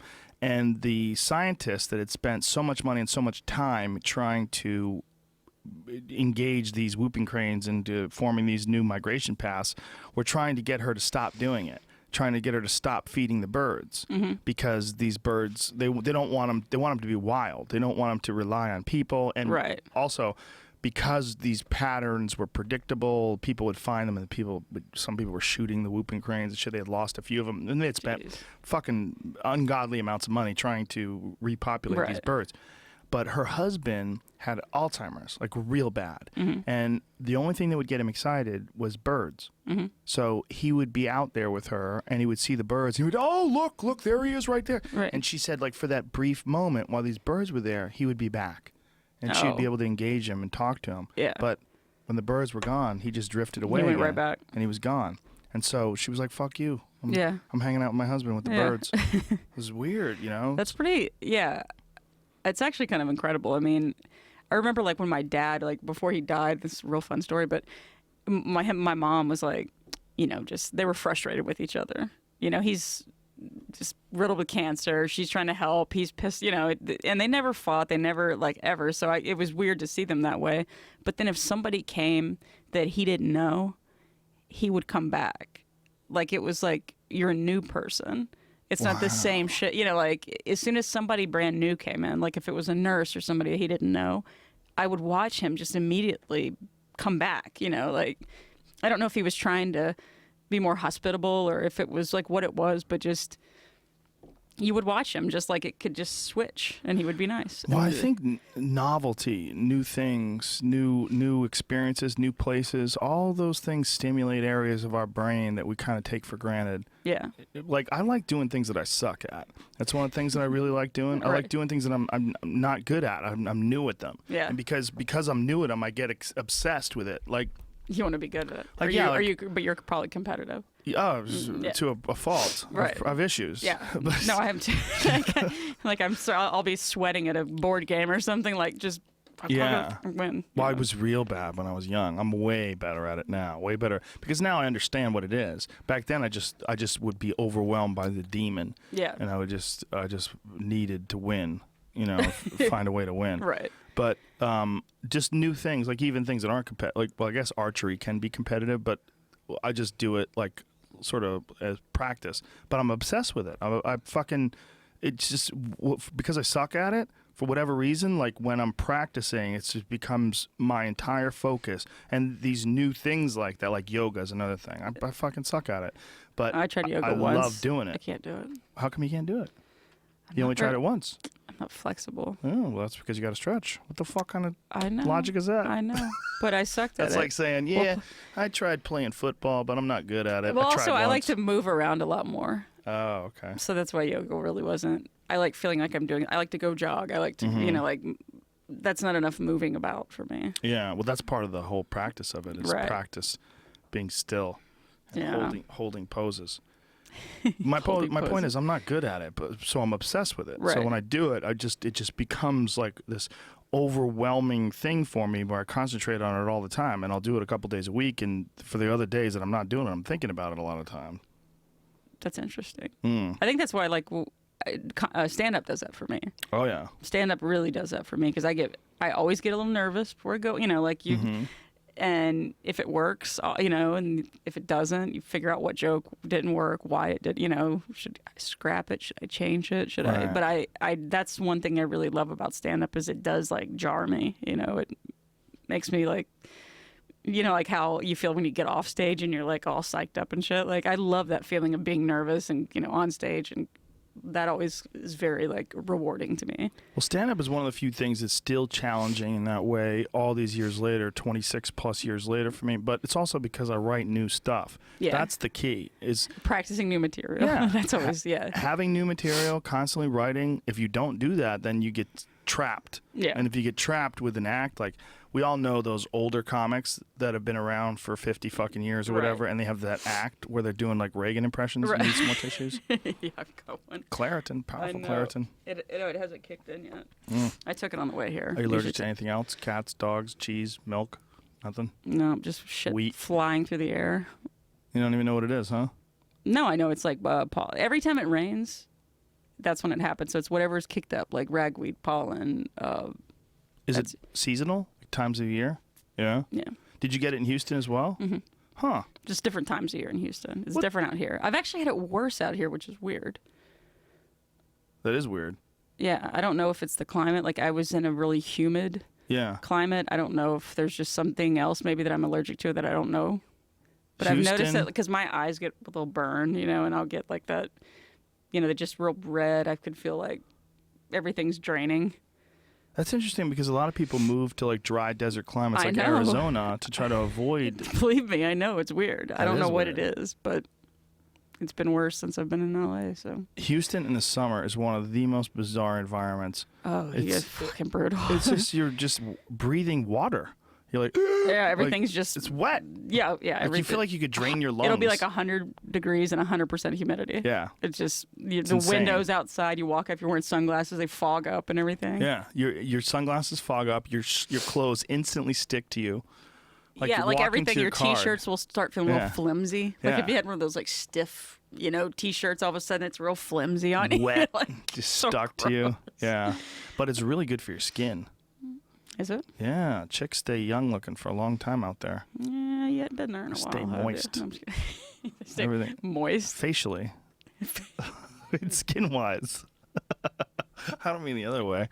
Moist Maybe facially they do that doesn't. way too. Yeah, your skin, your facial skin stays moist.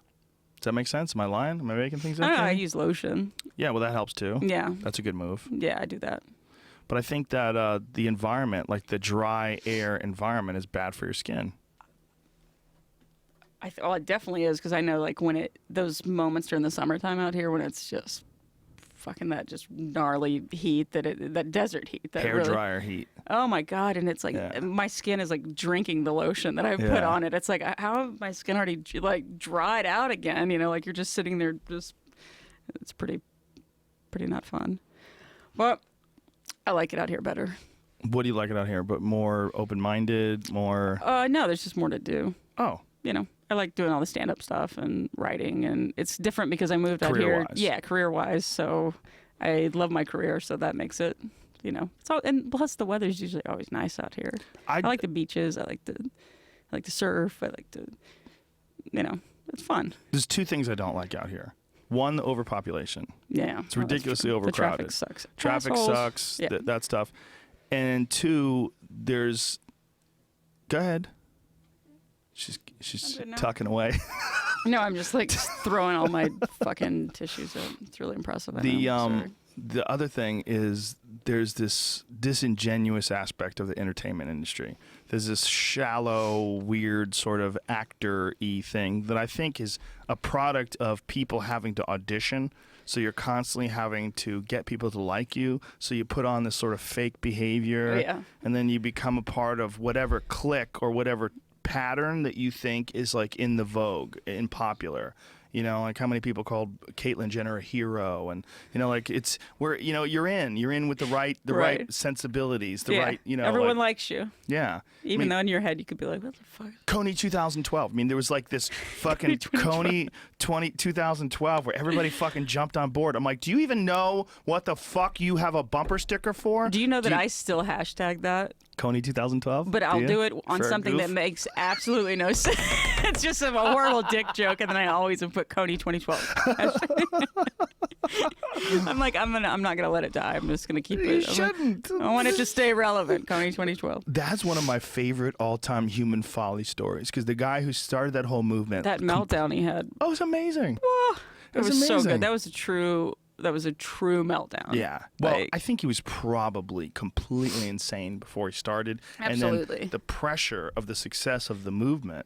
Like somehow or another, this guy got celebrities and all these world famous people were on board because it became the cause du jour. Right. It was the thing. Yeah. It was the flavor of the month. I mean, how long did it last? So I'm trying to think. It's quite a while. 6 months, maybe. 6 months. Okay. Something like that. But it was amazing. Yeah, every celebrity was on board wearing their T-shirt. Mm-hmm. Coney 2012. I saw so many bumper stickers. Oh my God. One day, jerking off in front of people, running around the street with your pants down, screaming. He was completely naked, just screaming on the corner, and I was like, Coney 2012. Don't forget. It's over. Don't forget, blessed. Hashtag blessed. And it ended. Like that was it. Like that. That's all it took. It was like people talked a little bit about the meltdown, and then it was like something else happened. We never heard. Like, who knows what that guy's doing right now? But to me, that embodies the disingenuous aspect of a lot of the Hollywood, like, activism type behavior. Yeah. It's like, I don't necessarily think they're really interested in the activism as much as they're interested in people thinking they're interested in the activism. They're trying to put together a package. You know, and that package is how you look, how you dress, how you act, how you behave, and you have to have liberal sensibilities because you want to be fucking cast. So you have to connect with these people that are the casting agents. You can't have, you can't be outrageous in any way that's You can't be a Republican. Oh no. If you say you're a like, who's it that said it? Rob Schneider or somebody said he was a Republican? Is he? I think he said it, but it was just like... Well, he's a fucking vaccine denier, and he's got a lot of weird shit going on with him. But it's like it's not liberal, like... Yeah. Well, I guess the vaccine... There's a lot of vaccine deniers that are liberal. But it's such a weird thing that if you do something that's not the norm out here, everyone just treats you like a bag of shit. And you're like... Mm-hmm. Yeah. I don't feel like I don't have that problem because I'm not an actor. Right. I'm a writer and I do stand-up. But also, I don't know if it's because I moved out here. I'm 37. So I didn't move out here at 19, starry-eyed with 5 roommates and an efficiency. Right. Super vulnerable to other ideas. I'm like, no, I've been working. I have a stock portfolio. I bought a house. Like so I didn't really give a shit the way that I think that if you come out here so early, you're totally affected by it. Yeah. Well, I've met a lot of people that were really young when they came out here, and I met them young when they were out here. Like I did a show once back in the day with this guy who was an actor, and he was like 22, and he was this handsome guy, and he was trying so hard to fucking be that guy. Right. And we were talking about, do you remember that Jack Nicholson movie with Helen Hunt? I think it's called As Good as It Gets. Yeah. I fucking hated that movie. Right. I hated that movie with every fiber of my being. And one of the reasons why I hated it, because I felt sad that this woman who's a single mom, and she seemed really nice, and Jack Nicholson's a piece of shit, and he's an asshole, and she's stuck with him, and like, this is as good as you get. Yeah. Like, that was the whole idea of it. And then there's this fucking ridiculous idea that he was racist because he needed medication. So they gave him medication, he stopped being racist. Like, what the fuck kind of movie is? Like, this is gross. And so he and I were having this conversation because it was the movie that everybody enjoyed. Oh, everyone did. She won a fucking... It was amazing. Yeah, she won an Oscar for it, I think. So he and I were having this conversation. He was doing that thing that they do where if it is something that everybody likes, he likes it. And I go, I fucking hated that movie. And he's like, why? He goes, it was an amazing movie. I go, it's amazing. I go, it's amazing. What the fuck? And she's this poor woman who has this kid, and he's this old cunt, and she's stuck with him. Right. And he because goes, she can't get anybody any better, so she'd rather her sickly kid be around that creepy dude with sunglasses on indoors. Like, what? Yeah. So he goes, actually, I thought he had a lot to offer her. I go, what did you just say? He had a lot to offer. What? But breathing? He's breathing around her? He had money and she didn't. What does that mean? It was even worse. Like the whole, the purpose of that movie was disgusting. But when I had this conversation with him about it, it became clear really early on when I started chipping away at it. Like, what was it that got you about the movie? What got him is that everybody was saying they liked it. Right. Everybody said they liked it, so he wanted to say he liked it. So and he was just racking his brain for what was that one thing that person said about it. He's an interesting case because he got real hot real quick. Like, people were really into him, but then they found out he was kind of dumb, and it just drifted away. It just ended. So I thought that was okay in Hollywood. You can only be so dumb. Oh. He was fucking super dumb. There's a lot of people that they get like a little bit of juice in the beginning and like, whoa, it's really starting to happen. So it's not, and then the juice cuts off. Sure. And then there's some new one with maybe better cheeks or something. Right. I mean, everybody has their moments of getting hot and then cold, and you have to hope if you get cold, you get hot. It's but it's really fucking stupid. I don't know. Like, during that whole Chris Brown thing, that's my only example. So of course I was getting invited to be on shows and talk about it, and I declined everything. I was like, no, I'm not. Good for you. I was like, absolutely not. I will. For the Chris Brown thing, we talked about it before the podcast, but if people don't know, Chris Brown obviously was in trouble because he beat up Rihanna and that whole thing, and the domestic violence issue. Right. And you had tweeted something at him. What did you tweet? Well, it was like my lowest form of comedy writing is the celebrity retweet. It's because I can't think of anything else. Right. and I'll just go to my favorite targets like him or Kim Kardashian, and I only make fun of when they write something stupid. I never ever like, I've never talked about somebody's looks, their weight, their, like, it's just when something dumb. And with his, what he did, he's a horrible person, and he had showed no signs of remorse. Like, he kept doing shit, threw a chair through the window in Good Morning America when Robin Roberts interviewed him. Yeah, well, they kept asking him about it, and apparently they had made some sort of an agreement where they weren't going to bring up the domestic violence. He's like, I'm here to talk about my album. Right. Yeah. But the whole thing is, it's like how he channeled his rage, throwing a chair through a fucking window, really. Like, you couldn't. So I was bored. Petulant child. So I was bored, and he had tweeted something like, man, I look old as fuck, and I'm only 23. And so I retweeted it, and I was like, I know, being a worthless piece of shit can really age a person. I thought it was funny, and then all of a sudden, like, I look at my replies on my phone, and it was like, it would look like those waterfall of just, like, all of a sudden it was like 1,000, 2,000. I'm like, holy shit, whoops, like, what did I do? And then I realized he was coming back. Oh. Like, telling me to suck his dick. I'm like, oh, your mother must be so, like, I played with him. Like, it was a Sunday, I was bored, and, like, next thing I know is, like, he deleted his entire Twitter account. And I was like, wow. That's not what I meant to do. Didn't he say he wanted to shit in your mouth, too? Shart in my eye. Your eye? Shart? My retina, to be. Well, how is he so specific? I don't know. I think he was trying to sound smart. Laser beam accuracy does he have with his sharting? Yeah, retina's even in the back of the eye. It's not in the front. Like, he didn't even. I think he was just trying to sound smart. And I mean, I was shart just. on your retina. I was just laughing away, and he said, like, ask Rihanna if she mad. I'm like, ask Rihanna if she mad. So, like, I tweeted back, and then I linked his police report to that tweet. Oh, that's hilarious. Which was, I thought it was funny. And we went back and forth for a while, and then he deleted his account, and that's when it became a thing. Did he put it back up? Is his account back? Yeah, it was only, like, down for, like, a couple of weeks or something like that. Can you delete your account when you put it back? Do you get all your followers back? Or do you have to start from scratch? No, you have to start from scratch. But he has the most insane, loyal group of idiots that follow him. Just misspelled death threats all day long is what I got. It was just misspelled death threats. And I was like, well, whoops. But then the next day I was like, my manager, like, I love the call that I got. She's like, Jenny, what did you do? Because I have a lot of messages here. And I was like, yeah, no, my bad. I was like, just tell them all no. And she's like, okay. And she goes, are you sure you don't want? I've got good ones. The View, Larry King. I was like, no. The View is a good one. How hilarious like, is she was that? laughing. Like, she was totally not promoting this. And she's like, got some good ones I want you to be on. We got Larry King. We got The View. And I was like, no. I don't want to do any of it. Because I didn't want to, that's not was my intention. Right. It was just so happened that something that I thought he wasn't going to take and get pissed about like that ended up being something, and it wasn't how I wanted to make my self known, and I just, at that point I already had like, over 300,000 followers. It wasn't like I didn't, I was just starting out and I was trying to get fame or something off of it, but no. You were doing what you do.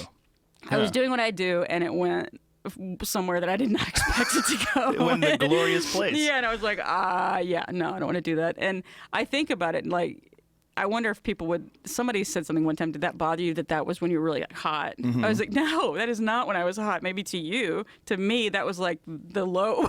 That was me like dipping, no, it was not my finest hour. I was not proud of that moment at all. I don't regret it, but I'm certainly not going to go sit on a show and talk about how wonderful I am. It's like, no, look at what I wrote. I called him like a fucking ignorant fuck. Like, no.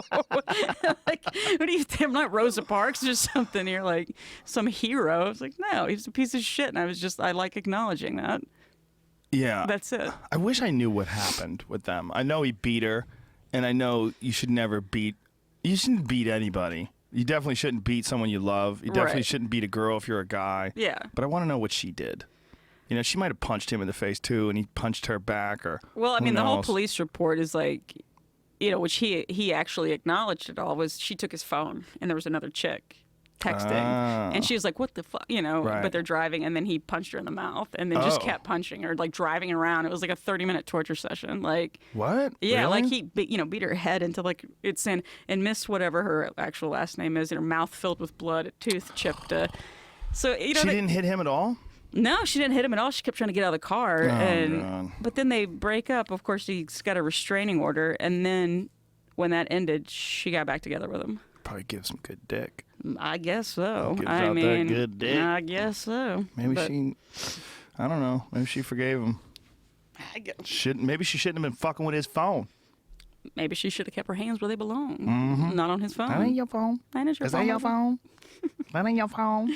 But that was such a, it was such an, when I started getting I'm like, oh my God, my mom is going to read the shit that I write. I was more just going, oh, Jesus. Can you imagine if that was your daughter? And that guy was hitting your daughter. And then just, I'm getting back together with him. Yeah. Ugh. Oh, Who knows? Garbage, man.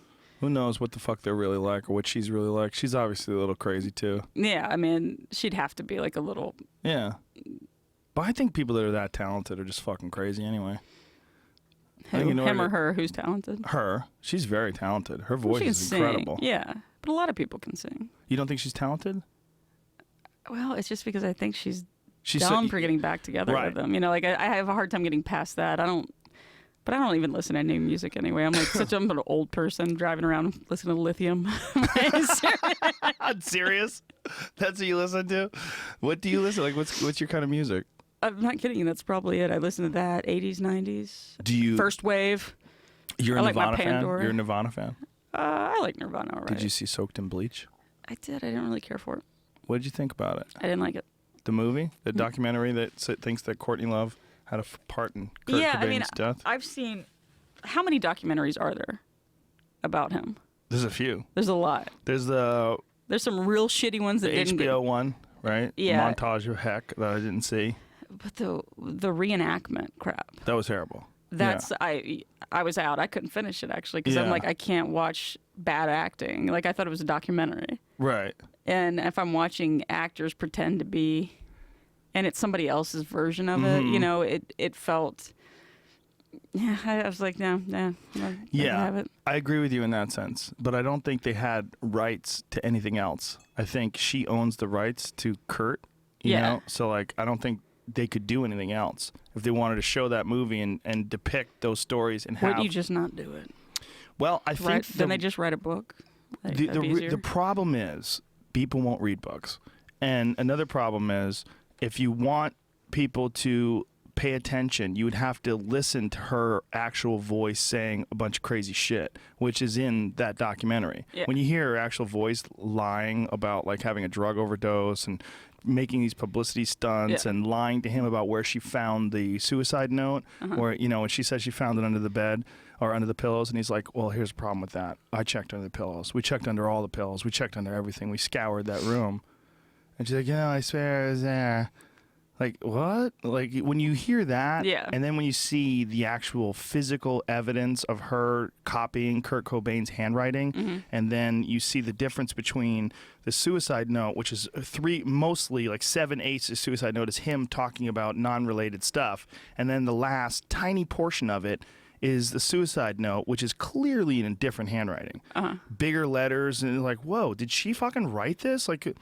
Still doesn't mean that she killed him. Right. It could mean that crazy bitch wrote a suicide note for him to make herself look awesome, that he loved her. Yeah. She's fucking crazy. Sure. She's fucking crazy. I know, but I don't think there's anybody that believes that she's not crazy. Exactly. I don't think there's a person that would go, no. Right. She's totally sane. So she could be out of her mind. She could be a liar. She could be all those things and still not be guilty of murder. There's nothing in that documentary that shows that she killed him. There's nothing. It's just that... Well, it just shows she's nuts, which everybody already knew. Yeah, that's why I didn't like it. Everyone made a big deal about it, and I just was the reenacting really took me completely out of the picture. But I've seen so many things. Everyone knows she's batshit. It wouldn't surprise me at all if she did that. But yeah. Well, the sheriff I don't think work, she killed him, though. The police work is so piss poor. That was one of the most disturbing things about it. When you find out, also, was it 94 when he died or something like that? Was it like 90 Was it something? 94? I think so. So we're talking pre-internet. So the accountability was minimal. Small town, a small area, and then it was the Seattle Police Department. The sheriff was a fucking idiot, fucked up a bunch of other cases. Eventually, he was kicked out. Right. Like there was all sorts of bad police work going on top of that. The difference between the first responders' accounts of the murder scene versus his response.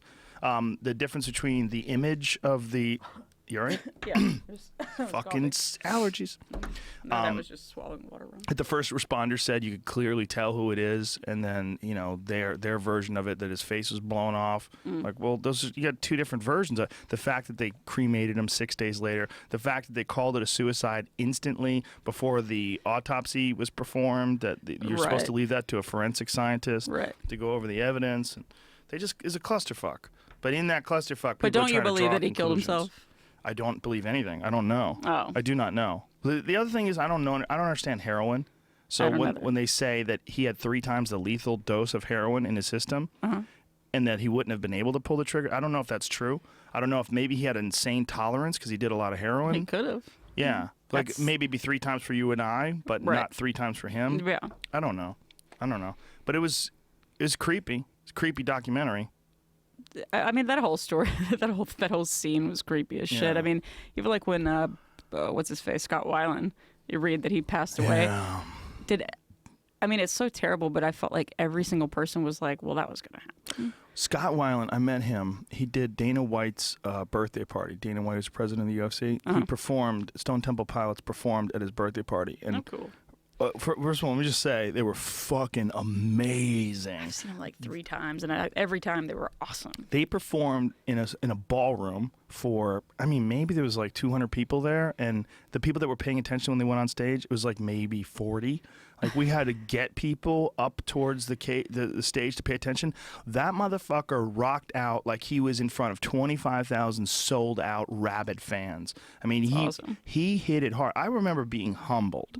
I remember seeing that and going, wow, like that guy. It made me want to do stand up better. Yeah. It made me like, man, I want to go right. I want to work on my performing because that guy fucking nailed it. Just gave everything, yeah. But backstage, he was a nightmare. He was a disaster. Because my friends that had to deal with him, the friends that worked for the UFC, that had to like he demanded to go on like right now, or he's getting out of there. He's gonna fucking leave. I want my fucking money. I want to go on right now.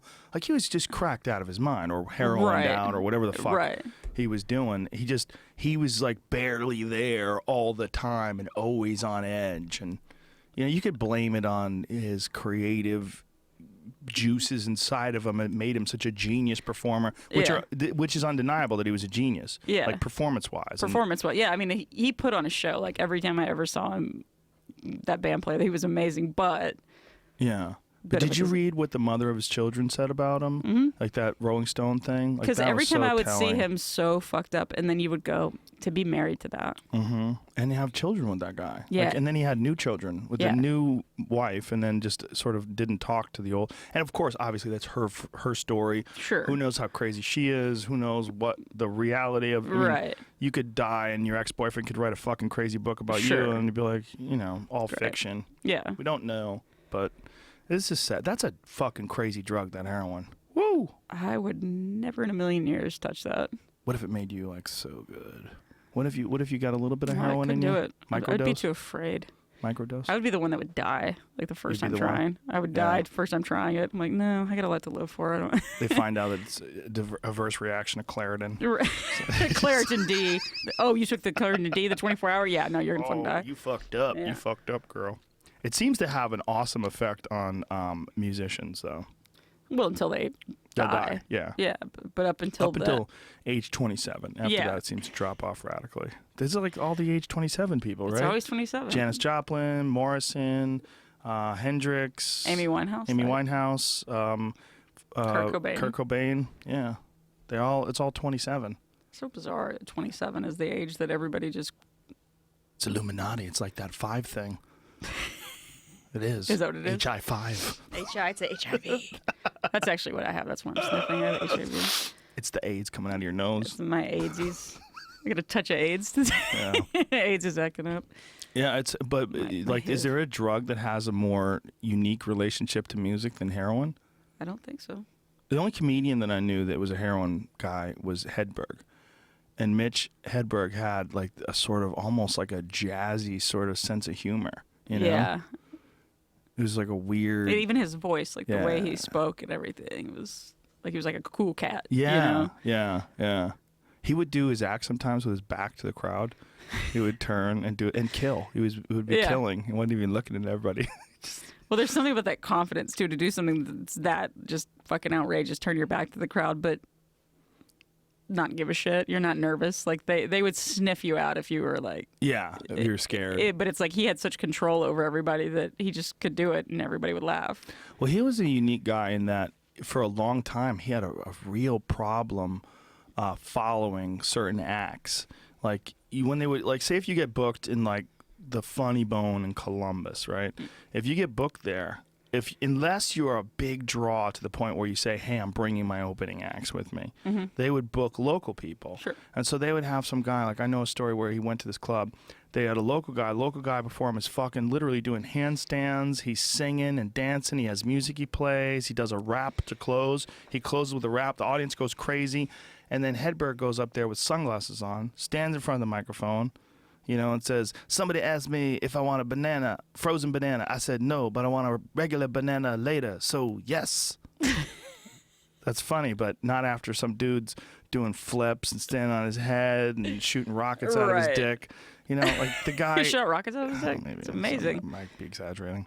But, there's like, so he would bomb. He would have like these horrible sets until he found his audience. And then when people knew what to expect, like from Letterman appearances and what have you, then they knew what to expect. They would go to see him. And then finally they started like doing the opening acts correctly. And that guy had a really hard time though because of that. Well, it was so specific, like the kind of comedy. Like you could probably go anywhere and you could check the crowd out and go, like you could figure, you know in your head when something's working, what they like and what they don't like. Well, it's, even depends. If someone's there to see Gilbert Melendez, not Gilbert Melendez, he's a fighter. Gilbert, that'd be cool. What's his name? Godfrey? No. God damn it. Who the fuck am I thinking of? Fluffy. Oh. Gabriel Iglesias. Yeah, Jesus Christ, Gilbert.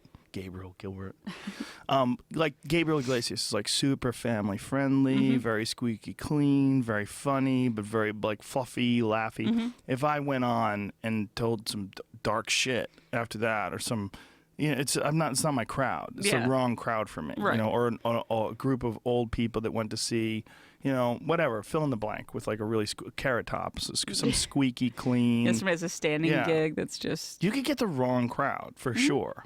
There's some crowds that just don't work for you, for your style of humor. But like if you were going on a show and it's like you, Anthony Jeselnik and Bill Burr, like it wouldn't matter, right? Yeah. Like that's like, it's all all kind of the same. We've done that 20, 30 times at the Comedy Store. That's I think I've totally actually normal. seen that show. It's probably in my head. Well, the Store, you'll have, but that, someone might go on and, well, they're really good at the Store, like setting the lineup in a really sort of homogenous way. I did a horrible show there. I rarely do some girl, I guess, was trying to put together a show, and it was like a bringer show. I don't know what it was called. Yeah, they'll do like I did it once, and in I the was main like, room. Was it a weeknight in the main room? Yeah, it was like Monday night in the main room with a show that's never first time. Ooh. I mean, main room, 8 people. It was just bad. It was just absolutely bad. Everything I said bombed, like nothing. And I was just going like, how many more minutes is a red light? Could you flick that at me? I mean, it was bad, but I didn't like. This is not my crowd. Like they had a show there the other day, and I got there. Excuse me. I got there, and Claritin.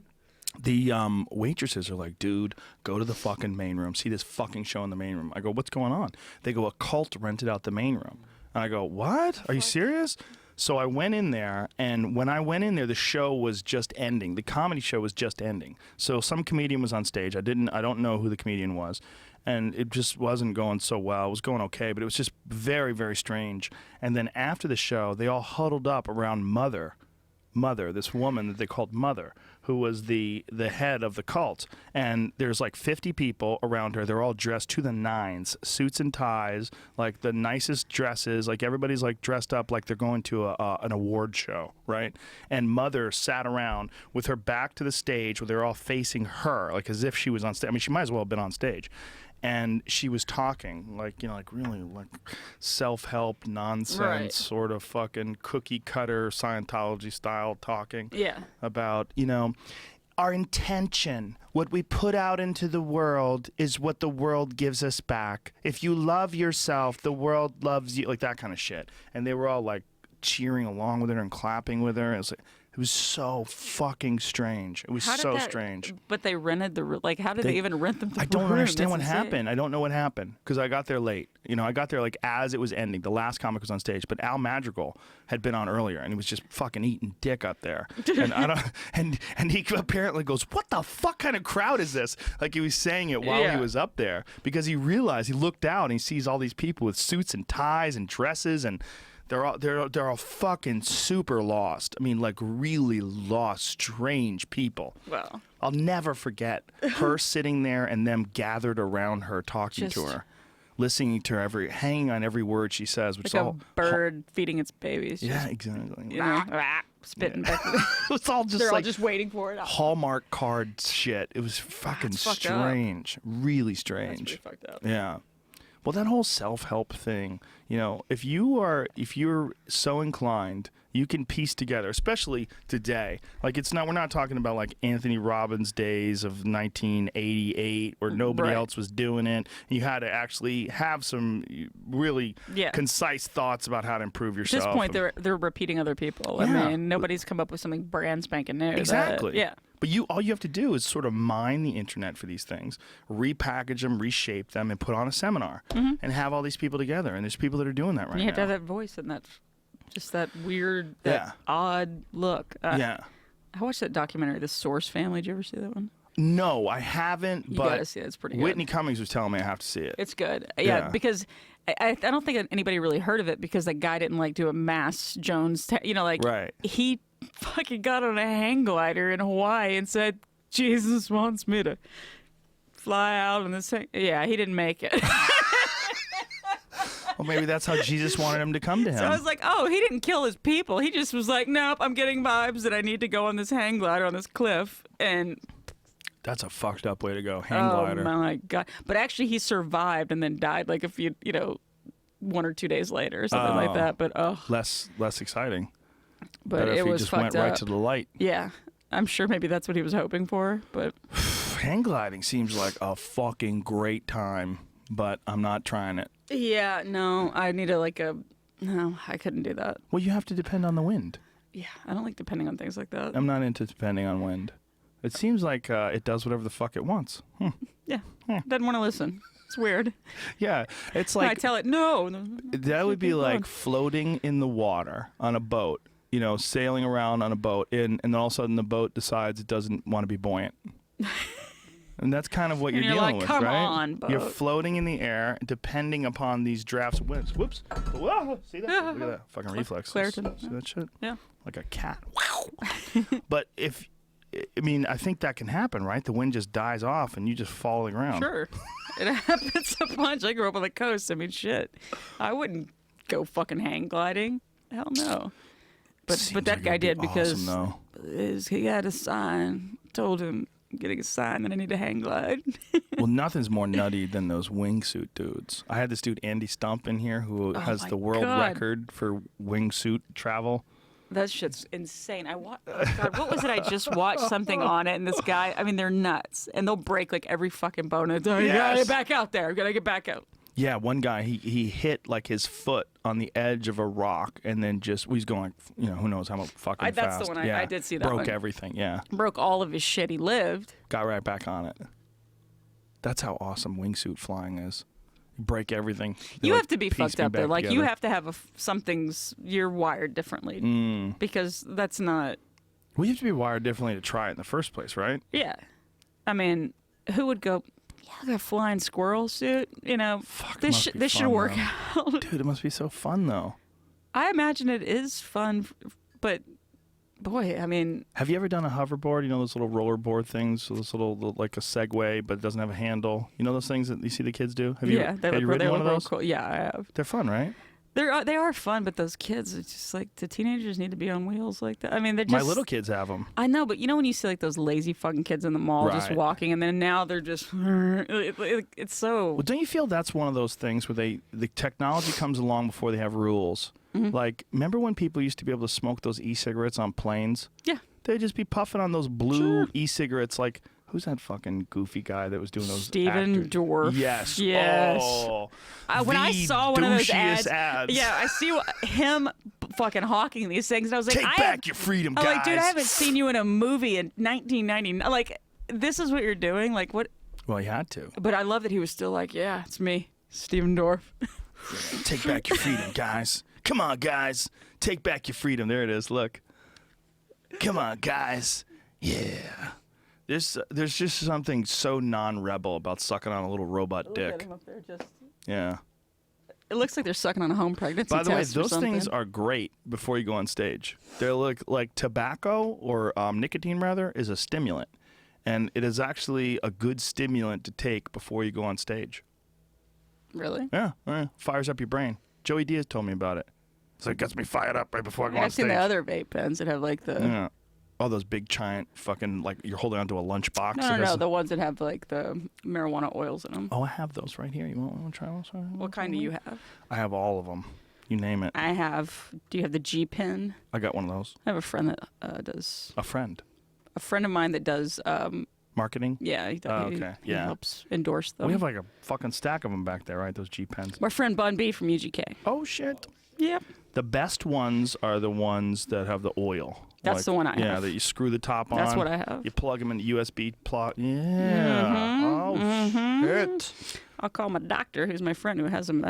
Yeah, I got my prescription from a doctor as well. No, I don't even have one, but my friend has one, so I was like, hey, if you're up and you're gonna go get me some. Well, since this is broadcast nationally, you do have one, right? You do have a prescription. You're not taking marijuana illegally, right?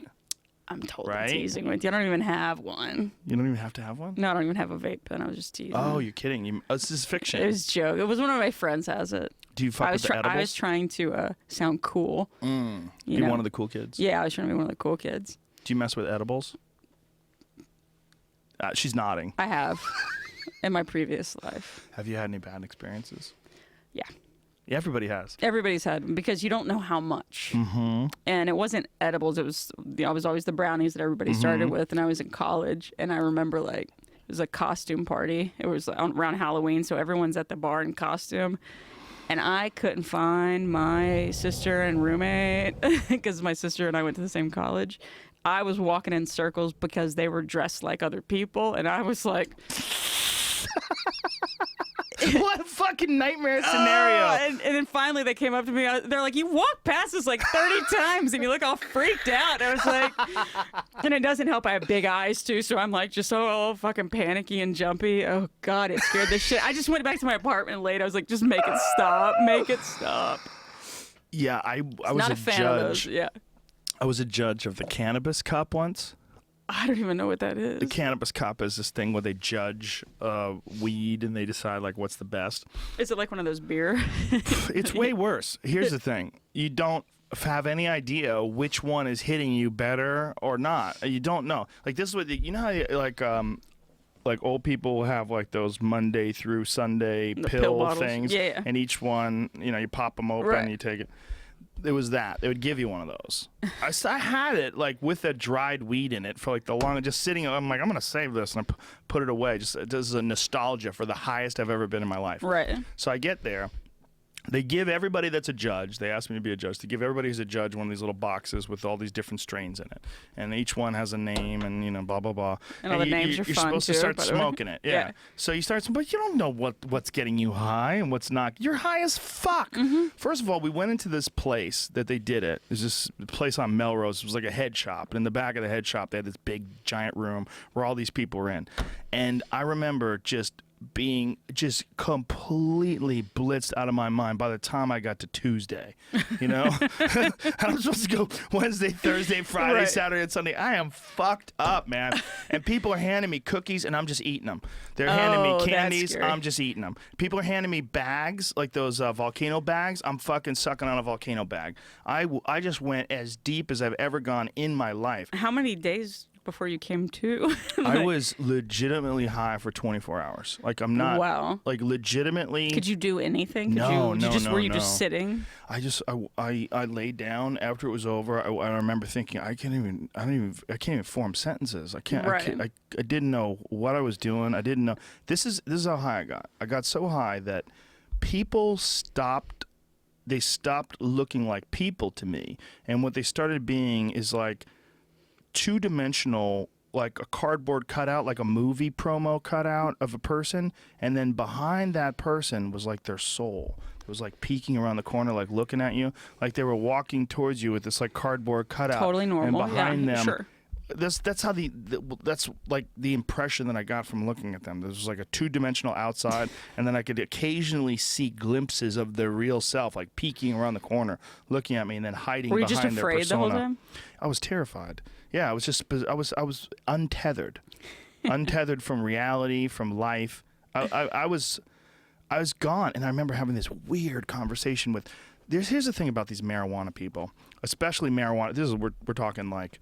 I think I was a judge in 2003 or something like that. 2002 It's or 3. still in your system from then. Probably. Yeah. Probably still test positive. Right. But the people that were like into it, that were really like involved in the quote unquote cannabis community. It was a small sort of tight knit group that were producing it, selling it, and growing it, and they would gather together. So they would use these things as an excuse to kind of get together with everybody.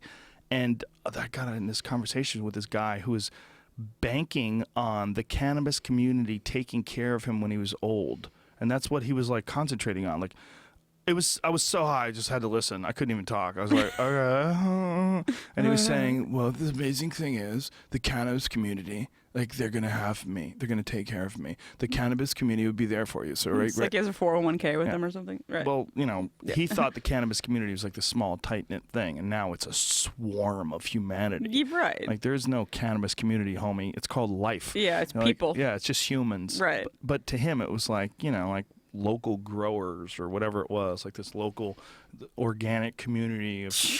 Poor It guy. was it was such a strange conversation. Like, that was his angle. It was almost like he was like really into pot because it had given him an identity within this community. So he was expressing that to me in this very strange way, and I was trying to like wrap my head around like what he thought was going to happen.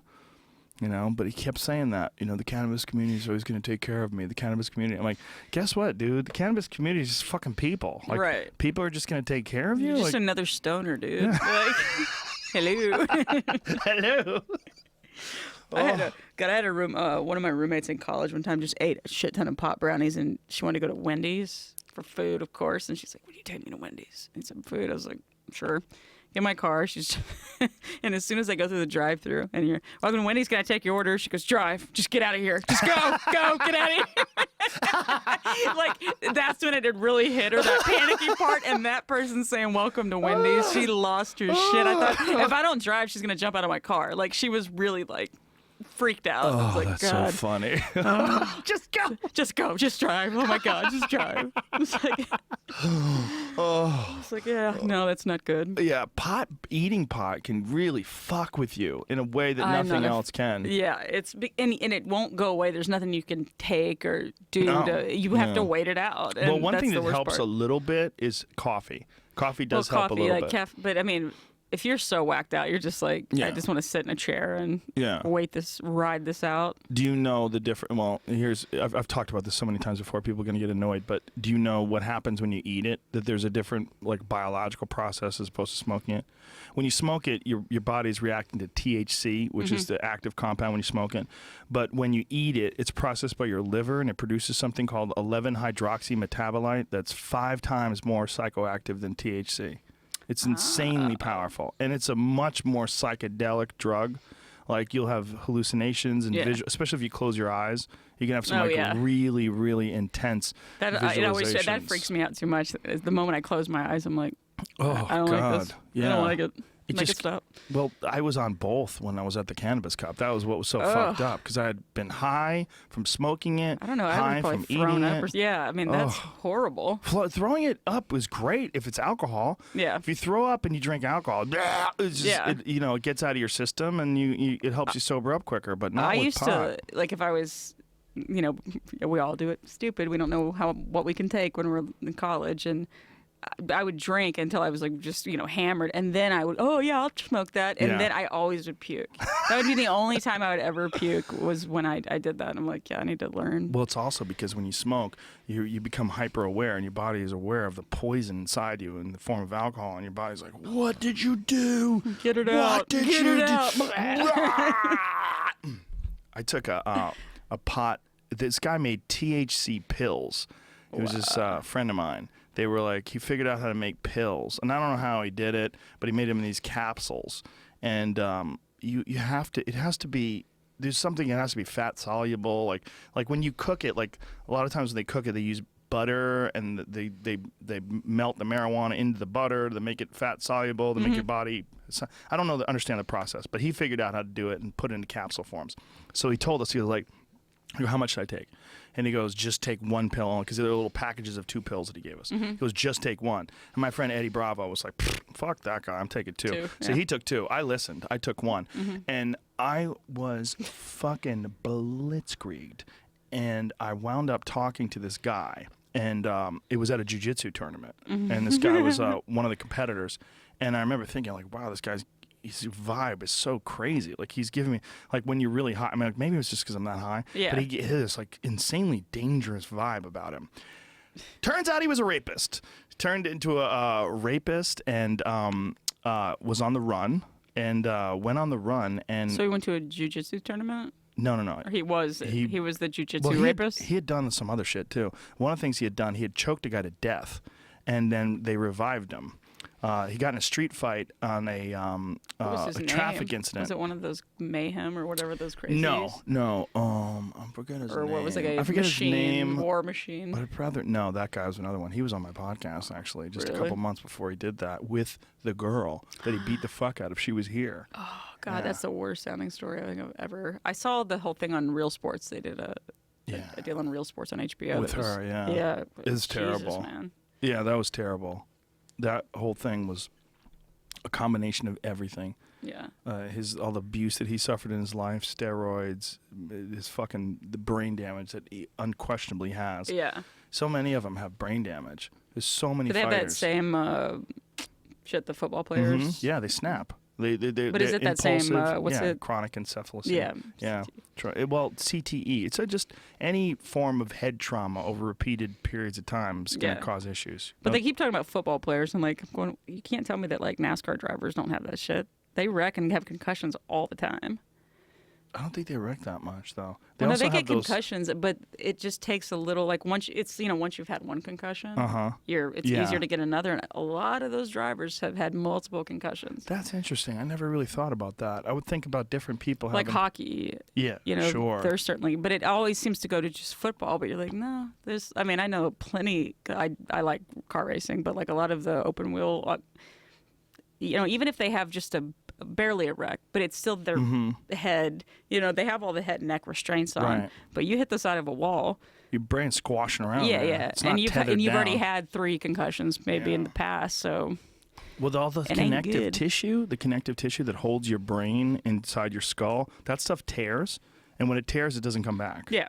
Yeah, and it's not resilient. It's like it's done. It's torn. Yeah. That's it.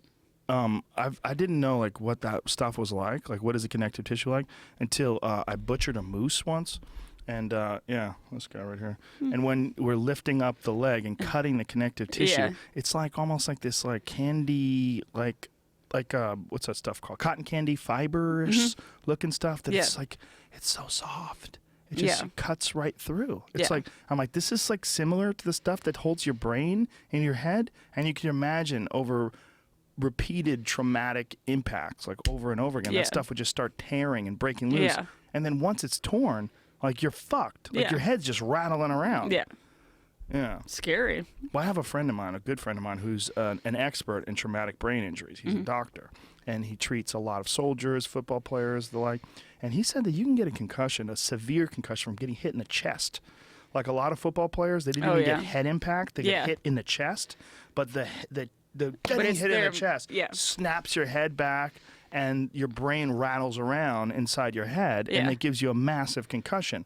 And the ignorant people that didn't know any better, ignorant as far as they didn't have the information, they would say, "Oh, he didn't even get hit in the head; he's fine." Yeah. But no, like just getting hit in the chest. Like if someone kicks you in the chest, you can get a concussion. Yeah. I hope nobody ever kicks me in the chest, though. I hope nobody kicks you in the chest too. That would suck. I would not be a fan of that. Suck. That would suck. But if they did, like your brain gets fucked up. Have you ever had a concussion? Oh yeah, I'm sure. You're sure, but you don't know, like, for a fact that you had. Well, I used to kickbox, so. Well, yeah, but that's what I'm saying. Like, did you ever have where you were at the hospital and they said you have a concussion? No. But I definitely had headaches and get punched in the head a bunch of times. I've been hit in the head a gang of times. So there's definitely. And here's the thing about concussions and traumatic brain injury. Like, people think that it's just a concussion. Like, you are concussed and, define concussion. Your pupils are dilated, you get hit in the head. No, you like small impacts, repeated subconcussive impacts sometimes have the most devastating effect. Like soccer players oftentimes develop the same sort of symptoms from heading a ball, just bouncing a ball off your head, no concussion. I would have, I've never had a concussion, but I assume that I've done damage from surfing or wakeboarding. Oh, yeah. A lot Wiping of out. Yeah, oh, a lot of wipeouts. Like, you would, it'd take you a minute. Like, you really wipe out and you're just like laying there like, you take a deep breath, like, okay, I'm going to sit the next few. Well, this guy, Dr. Mark Gordon, was saying that you can get it from wakeboarding or, jet skiing. Yeah. Just hitting weights. Because it's jarring. Exactly. It really, like, when you hit, if you're, every time I'd be out on the boat or something, and you go into a wave and that kind of like, boom. Yeah, you do it enough. Fuck, you get off the boat and you're just like kind of, loopy. You can feel a little rattled. Yeah. Exactly. Yeah. That shit's bad for you. No, not good. Not good. Not good. I would imagine ski jumping. Boom! Like that. Oh, yeah, like all those fucking downhill skiers, like the ones in the Olympics and shit. Oh, yeah. Fuck, they wipe the fuck out. Oh, they fucking wipe out. Those, the snowboarder dudes do. Oh, they wipe out hard. Shit. My friend got knocked out recently, fucking snowboarding. He did you ever see that something, documentary? woke up on his back. Oh, really? There's no idea what the fuck he did. Just woke up. Jeez. He was fucked up for a while. And this is like his second or third time going out like that too, like falling snowboard. He loves snowboarding though. But Jesus, like at some point I go like, I like walking and breathing and living on my own. Remembering where I live. Right. Not having somebody like, take me to the bathroom. Like. Well, for football players, you've seen those. If you've seen the Real Sports episode on NFL players from the 70s and 80s that are just jacked. No. Well, the one I saw that was a PBS Frontline that was about those, the concussions and everything. And it was, the guys they're not the same person. They're just fucked. They've just done a number on their bodies and that you don't bounce back after so many. No. Well, I'm just hoping that one day they're going to figure out how to inject stem cells into your brain or something like that to reinvigorate it. But as of right now, they really can't do much. Are you a football fan? Not really, no. But like growing up, okay, so, you think about, you'd see a big hit. It would make this, Wide World of Sports reel or some shit like that. And you're like, oh, you want to watch it again. It's just insane. And everyone's like, yeah. And they're fucking, and now I see it and I'm like, yeah, that guy that just shaved about 10 years off of his, and he's probably lost however many, lost whatever function of his brain that they say is like your emotions and your decision making. And that's why a lot of those guys will like shoot their girlfriend, kill themselves. Oh, yeah. Are we going to show one, Jamie? Oh. And then you could always tell. Oh my God. Is this recent, Jamie? Yeah, this was 2 weeks ago.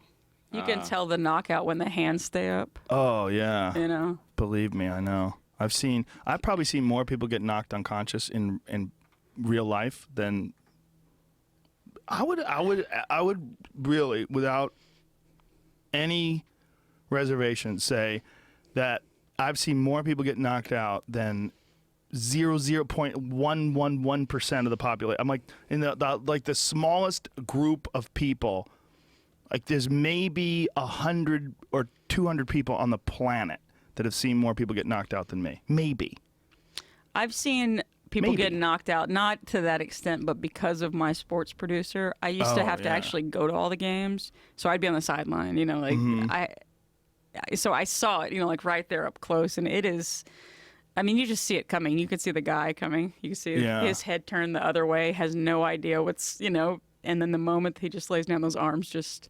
Oh, yeah. They just stay up, and you're like, fuck. Well, because of doing commentary for the UFC, I mean, literally, like, I've seen more knockouts than, way more than 99% of the population.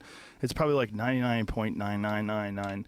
There might be 20 people on Earth that have seen more people get knocked out than me. It might really be that low. Yeah, because how long have you been doing that? I started doing the commentary from '97, and I started it again. I did it from '97 to '98, and then I quit, and then came back in 2002 with the new company, and I've been doing it for the last 14 years. But, yeah, you've seen a lot of. But I also was fighting from the time I was 15. So I was 15 to 22 was all kickboxing and martial arts. So I saw a lot of people get knocked out in person there, and then I saw just fucking. I've called like. I don't know, man. It's way more than 1,000 fights. It's probably close to 2,000 fights. So I've probably seen 500 or 600 people just get shut off.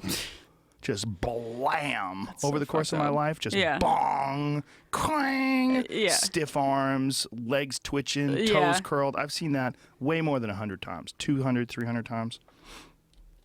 Yeah, it's madness when you really stop and think about it. Yeah. I mean, it's weird that, like, going from something I would watch and be like, you know, watch it again, to like now I'm just going, geez, you know. Me too. Yeah. Sad. We're getting old. We're not fun anymore. Well, it's just becoming more and more aware, and plus, like this new Will Smith movie, Concussions, coming out, where people are starting to. With all Have these, you seen it? No, I haven't. Is it out already? Yeah, it came out over Christmas, I think. But I heard it's great. It didn't do, I don't think, what it should have. Yeah, I read something that there was like this long thing of discrepancies. Like they chose to leave out, because it's supposed to be a true story, you know, and they omitted very important facts. Oh, like because of the NFL, of how they treated, you know, like there were certain things that I don't know who got behind what, and like who kind of maybe strong armed them into like doing what. Leave that part out, but just put that part in. Or maybe try to avoid lawsuits too. Something like that, but. I mean, I used to think when I would hear people like, I mean, I grew up in Texas too, so, you know, football was such a big thing, and how there would be people that would say like, oh, I'm not letting my son play football, and you're like, pussy, you know, like let him. I get it now. Like I don't have kids, but I get it. Like you see the results, and these people are just fucked. I get it. Yeah. Well, I mean, if my kids wanted to fight, I would be very conservative about it. I'd have to really try to get it into their head to understand defense before anything. Like really, you have to. That's like the most important thing to practice, is learning how to avoid being hit and how to. Yeah, I mean, I took karate as a kid and everything, but you know, my dad was like, "You never start a fight." He's like, "But if somebody ever tried to hurt you," he's like, "Jenny, I just punched him right in the nose and keep doing it until like, but defend yourself. Don't, you know, don't." Dance around him and talk shit, you know, just, and I was like, okay. Well, avoiding fights is always a smart move. I don't want to get in a fight, though. It's like, don't hit me. I'd be so upset if somebody hit me in the face. Why'd you do that for? Well, just if you didn't avoid it and you got hurt, like badly hurt, and something you could have avoided, you'd feel so stupid. It would haunt you forever. Yeah, that you're the one that started it, and then, you know, you get the shit kicked out of you. Cooler heads prevail is always like a good thing to focus on. Yeah, It's sad. Well, it's almost always whatever the fuck it is that people fight over. It's almost always can be worked out most of the time. Well, usually it's that people just want to fight. Yeah, or they're drunk. You know, that's the difference between alcohol and pot. Nobody ever fought at the Cannabis Cup. Most fucking people. Could you have even had a fight that day? I don't think so. I would have just grabbed them like, and held on. Let's just slow dance for a second. Slow dance. It's me and you, man. Just let's talk.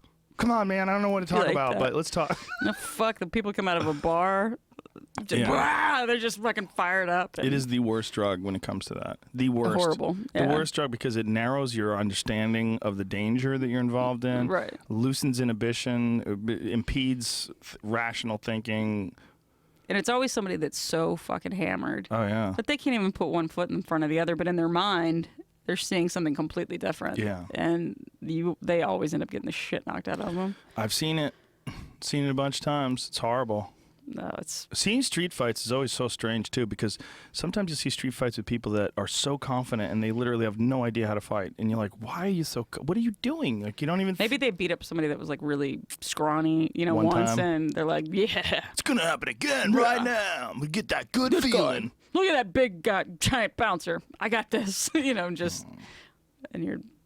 I always wanted, like, have you ever met someone that like they become a different person when they get drunk? Like they drink and then like a switch goes off and they're not there. Like, hey, where'd Jenny go? Where's Jenny? Is Jenny in there? And those eyes are just like. They get gerbil eyes or hamster eyes. And then you say something and it's usually the people that get mad real easily. Oh, yeah. It's like, we were just having fun. Like, well, fucking bitch. You fuck this shit. You fuck this. What is fucking bartender's looking at me? Yeah, because your drink's empty. Like, what the hell happened to you? Where'd you go? Well, it's kind of amazing that so few fights do take place when you think about how much alcohol is available and how many people drink. It's kind of amazing when you go out and you don't see a fight, which is more often than not, right? It depends on where you're at, I think. Like, when I was in Austin, so you go on 6th Street and that's all a those good place to fucking see parties. fights. Yeah, like it would be weird to not see a fight on 6th Street. But then if you go to a place it's like a nicer, okay, these are adults instead of a bunch of just, college kids that are ripped. Like, you don't see as many, but that's true. I saw a lot in Austin. That was pretty common. Well, 6th Street, towns, you got college towns, and then you got Texas people, and then you got booze, and you throw it all together. A lot of fucking yeehaw. That's a great town, though. I love great Austin. town. Oh, that was a good town. It's getting choked up with people though these days. Everybody wants to live there now. Why is that? I don't know. It's cool. There's shit to do. It's a nice place though. It's fun. Like it's a good atmosphere. It's not. I think it's laid back. That helps. The traffic there is insane now. Yeah, it started becoming like just it sucks. overwhelming. Their infrastructure can't really handle it because it's not designed for that many people.